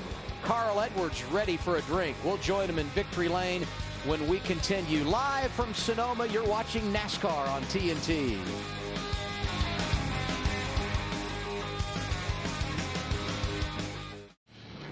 Celebration continues in Sonoma, California for the 99 team, and Carl Edwards led 26 laps today, gets his 2nd win of the year. It's the 23rd in his career. Let's go down and hear from him, Roush Shaheen in victory lane. Well, there's Carl Edwards jumping out of the car to celebrate. 2 great moves here today. One by Jimmy Finnig to make a 2-tire strategy call, and another one by you to nurse the tires home. Great job today. How tough was it? Real tough, and that last lap was ugly. I grew up watching Jeff Gordon do well here, and so to have him in my mirror, that is very special. I got to say that we're all thinking about Randy Fuller. He should be here right now. He's up in Hornell, New York, and we love you, buddy, and we're thinking of you. And another Ford, John Moore, his family in Springfield, Missouri, is having a tough time too. This is awesome. We had a bunch of folks from Aflac here. We got to thank Kellogg's and Cheez-It, Aflac, Ford, Sprint for everything they do for us. fast and all. I mean, this team has team's been working very hard. The whole group has, and it's really special to be a part of something like this. How tricky were those last couple of laps knowing that Gordon was coming and the tires were wearing out? That's really tricky. I don't know what it looks like, but that's the best I've got. It almost wasn't good enough. So I love this road racing. I got to thank Boris Said, all my teammates, Mark Martin, everybody through the years who've helped me. The first time I went road race testing, I backed it in the fence, and Jack Roush has been a big inspiration with all his road race success. This is just cool. I'm gonna go get a Subway sandwich. And he's going to be able to say he's a road course winner, Matt Yoakum. Ralph Dale Earnhardt Jr. had the e-ticket ride today. His car looks like it came from Martinsville. Another exciting day here in Sonoma, Jr. What stands out to you most about your march right there near the end? Just putting the tires on and getting the strategy right. Steve, I told him every crew, secret to being a great crew chief is to call every year like it's your last, because he's had the best strategy every week. Kelly Blue Book Chevy was fast all weekend, really, and I tried to screw it up there a couple times in the race, but calmed down and was able to get a good finish out of it. Got into Matt, I jumped that curb and just jumped in the air and just ran into him. Told him my fault. Kind of what happened with him last year at Watkins Glen. It just racing a little too hard through there with him, and probably should have let him have the spot. But other than that, we had a pretty good day. We'll cut the shell off of this thing, put it in the woods, and go to Watkins Glen. All right, thank you, Junior. Thank you. Yeah. Marty? Jeff Gordon down here chatting it up with Jamie McMurray, and we'll talk to you first. You hang out here, okay? You said you made one mistake on that last lap that cost you the win, and you needed one more lap. What was that one mistake? Yeah, it's actually maybe 5 laps to go or 6 laps to go. I was making some ground up on Carl. I was really good in the fast sections. He was pretty good in the slower sections. So I was just having to hit everything so perfect, and I just overdrove it into 4 one time and went real wide off, and that gave him enough of a gap that I had to close it back in, and I just couldn't put enough pressure on him. I think had I put some more pressure on him, I saw him really struggling with the grip level, but he drove a clean race, and he did everything he needed to do. And of course, that last lap, I gave it my best effort and closed up on him, but I just drove into 11 as hard as I could. We were good into 11 anyway, and he didn't overdrive it, so I was hoping he might slide up and I get a run underneath him. But all in all, great weekend for this Panasonic Tough Book Chevy, and couldn't be more proud of the calls Alan made and everything the team did. We didn't qualify good, but we had a great car in the race. He said it was an honor to beat you because he, quote, grew up watching you win here.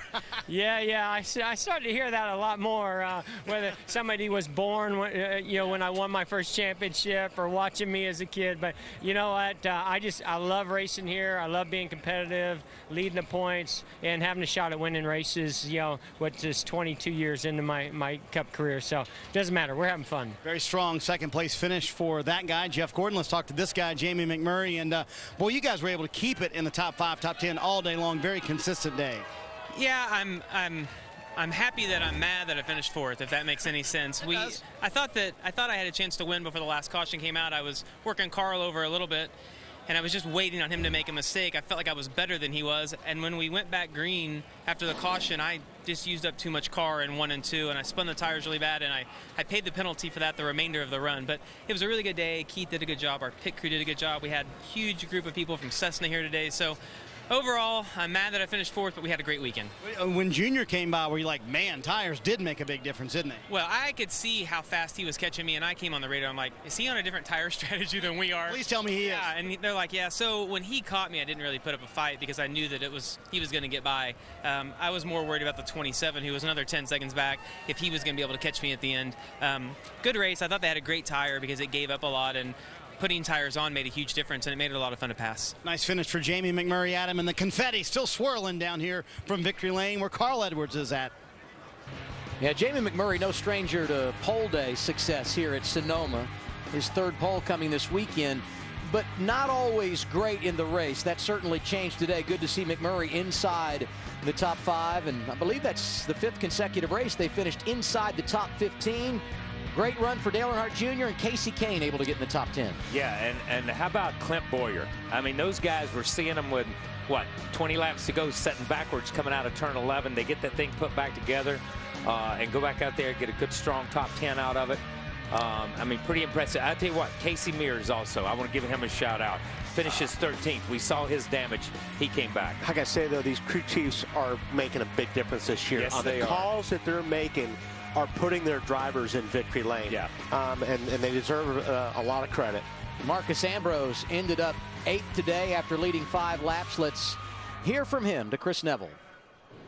Well, one of the odds-on favorites, Marcus Ambrose, coming home 8th today. Marcus, it looked like you really had to carry this car all day long. Yeah, it was a handful. You know, we came in with the strategy because last year we had the fastest car for a couple of laps, but it would fade away really bad, and we came with a really soft package, and I was hanging on it all day too. So we've got to keep working at this place, try and make ourselves better. But congratulations to Carly. He did a great job to win the race, and it's good to see Ford back in victory lane. 11th time in 13 road course starts that Marcus Ambrose has finished inside the top 10, still looking for his first win here in Sonoma. As we look at our Sprint Cup chase grid, Jimmy Johnson, the only driver with 3 wins, but now there are 4 drivers that have gone to victory lane twice. Carl Edwards joining Dale Earnhardt Jr., Joey Logano, and Kevin Harvick in that category. And despite his problems today, Matt Kenseth continues to be the top driver of those that haven't won. And Ryan Newman, who is 11th, 8th overall in the championship. That's pretty impressive. Let's go back down to Chris Neville. Clint Bowyer charges late to get a 10th place finish. Clint, what a day. You had contact with your teammate out there, and then you had a flat tire coming into turn 11 here and got spun around pretty bad. Yeah, I mean, you know, the guys, I felt bad for them. They just worked so hard and had a lot of confidence going into this race, as we should have, and had another fast car. You know, we drove up through them after qualifying bad and got in position, and you know, about the way our year's going, we finally get up there in the lead, and I got a flat tire. I mean, I could feel that the left rear was going down big time, and I was trying to hold on, but one car moved me out of the way, and then we crashed. So, you know, it's just kind of, like I said, I mean, if we keep bringing cars like that to the racetrack, we'll be just fine. Just super disappointed. Tough day, but comes away top 10. And we'll be following Clint Bowyer all week long, Chris. He will be our all-access driver when we get to the Bluegrass next Saturday night. TNT going prime time at Kentucky Speedway. The fun continues for Carl Edwards, continuing his interviews in victory lane, and when we get to Kentucky, he will be going for the hat trick there. He's already won in the Truck Series and nationwide competition over in Sparta, Kentucky. So next Saturday, NASCAR on TNT goes to Kentucky. Coverage begins 6:30 p.m. Eastern Time with Countdown to Green, served by Sonic, followed by NASCAR Sprint Cup Series racing presented by KFC. One of television's most anticipated new shows premieres tonight, 9/8 Central, from Michael Bay. Stay tuned for an exclusive sneak peek of TNT's The Last Shift and catch the series premiere. It happens tonight at 9/8 Central. Special thanks to all the folks that worked so hard behind the scenes to put on NASCAR on TNT with Larry McReynolds, Wally Dallenbach, and Kyle Petty. I'm Adam Alexander. Congratulations, Carl Edwards. You're a winner in Sonoma.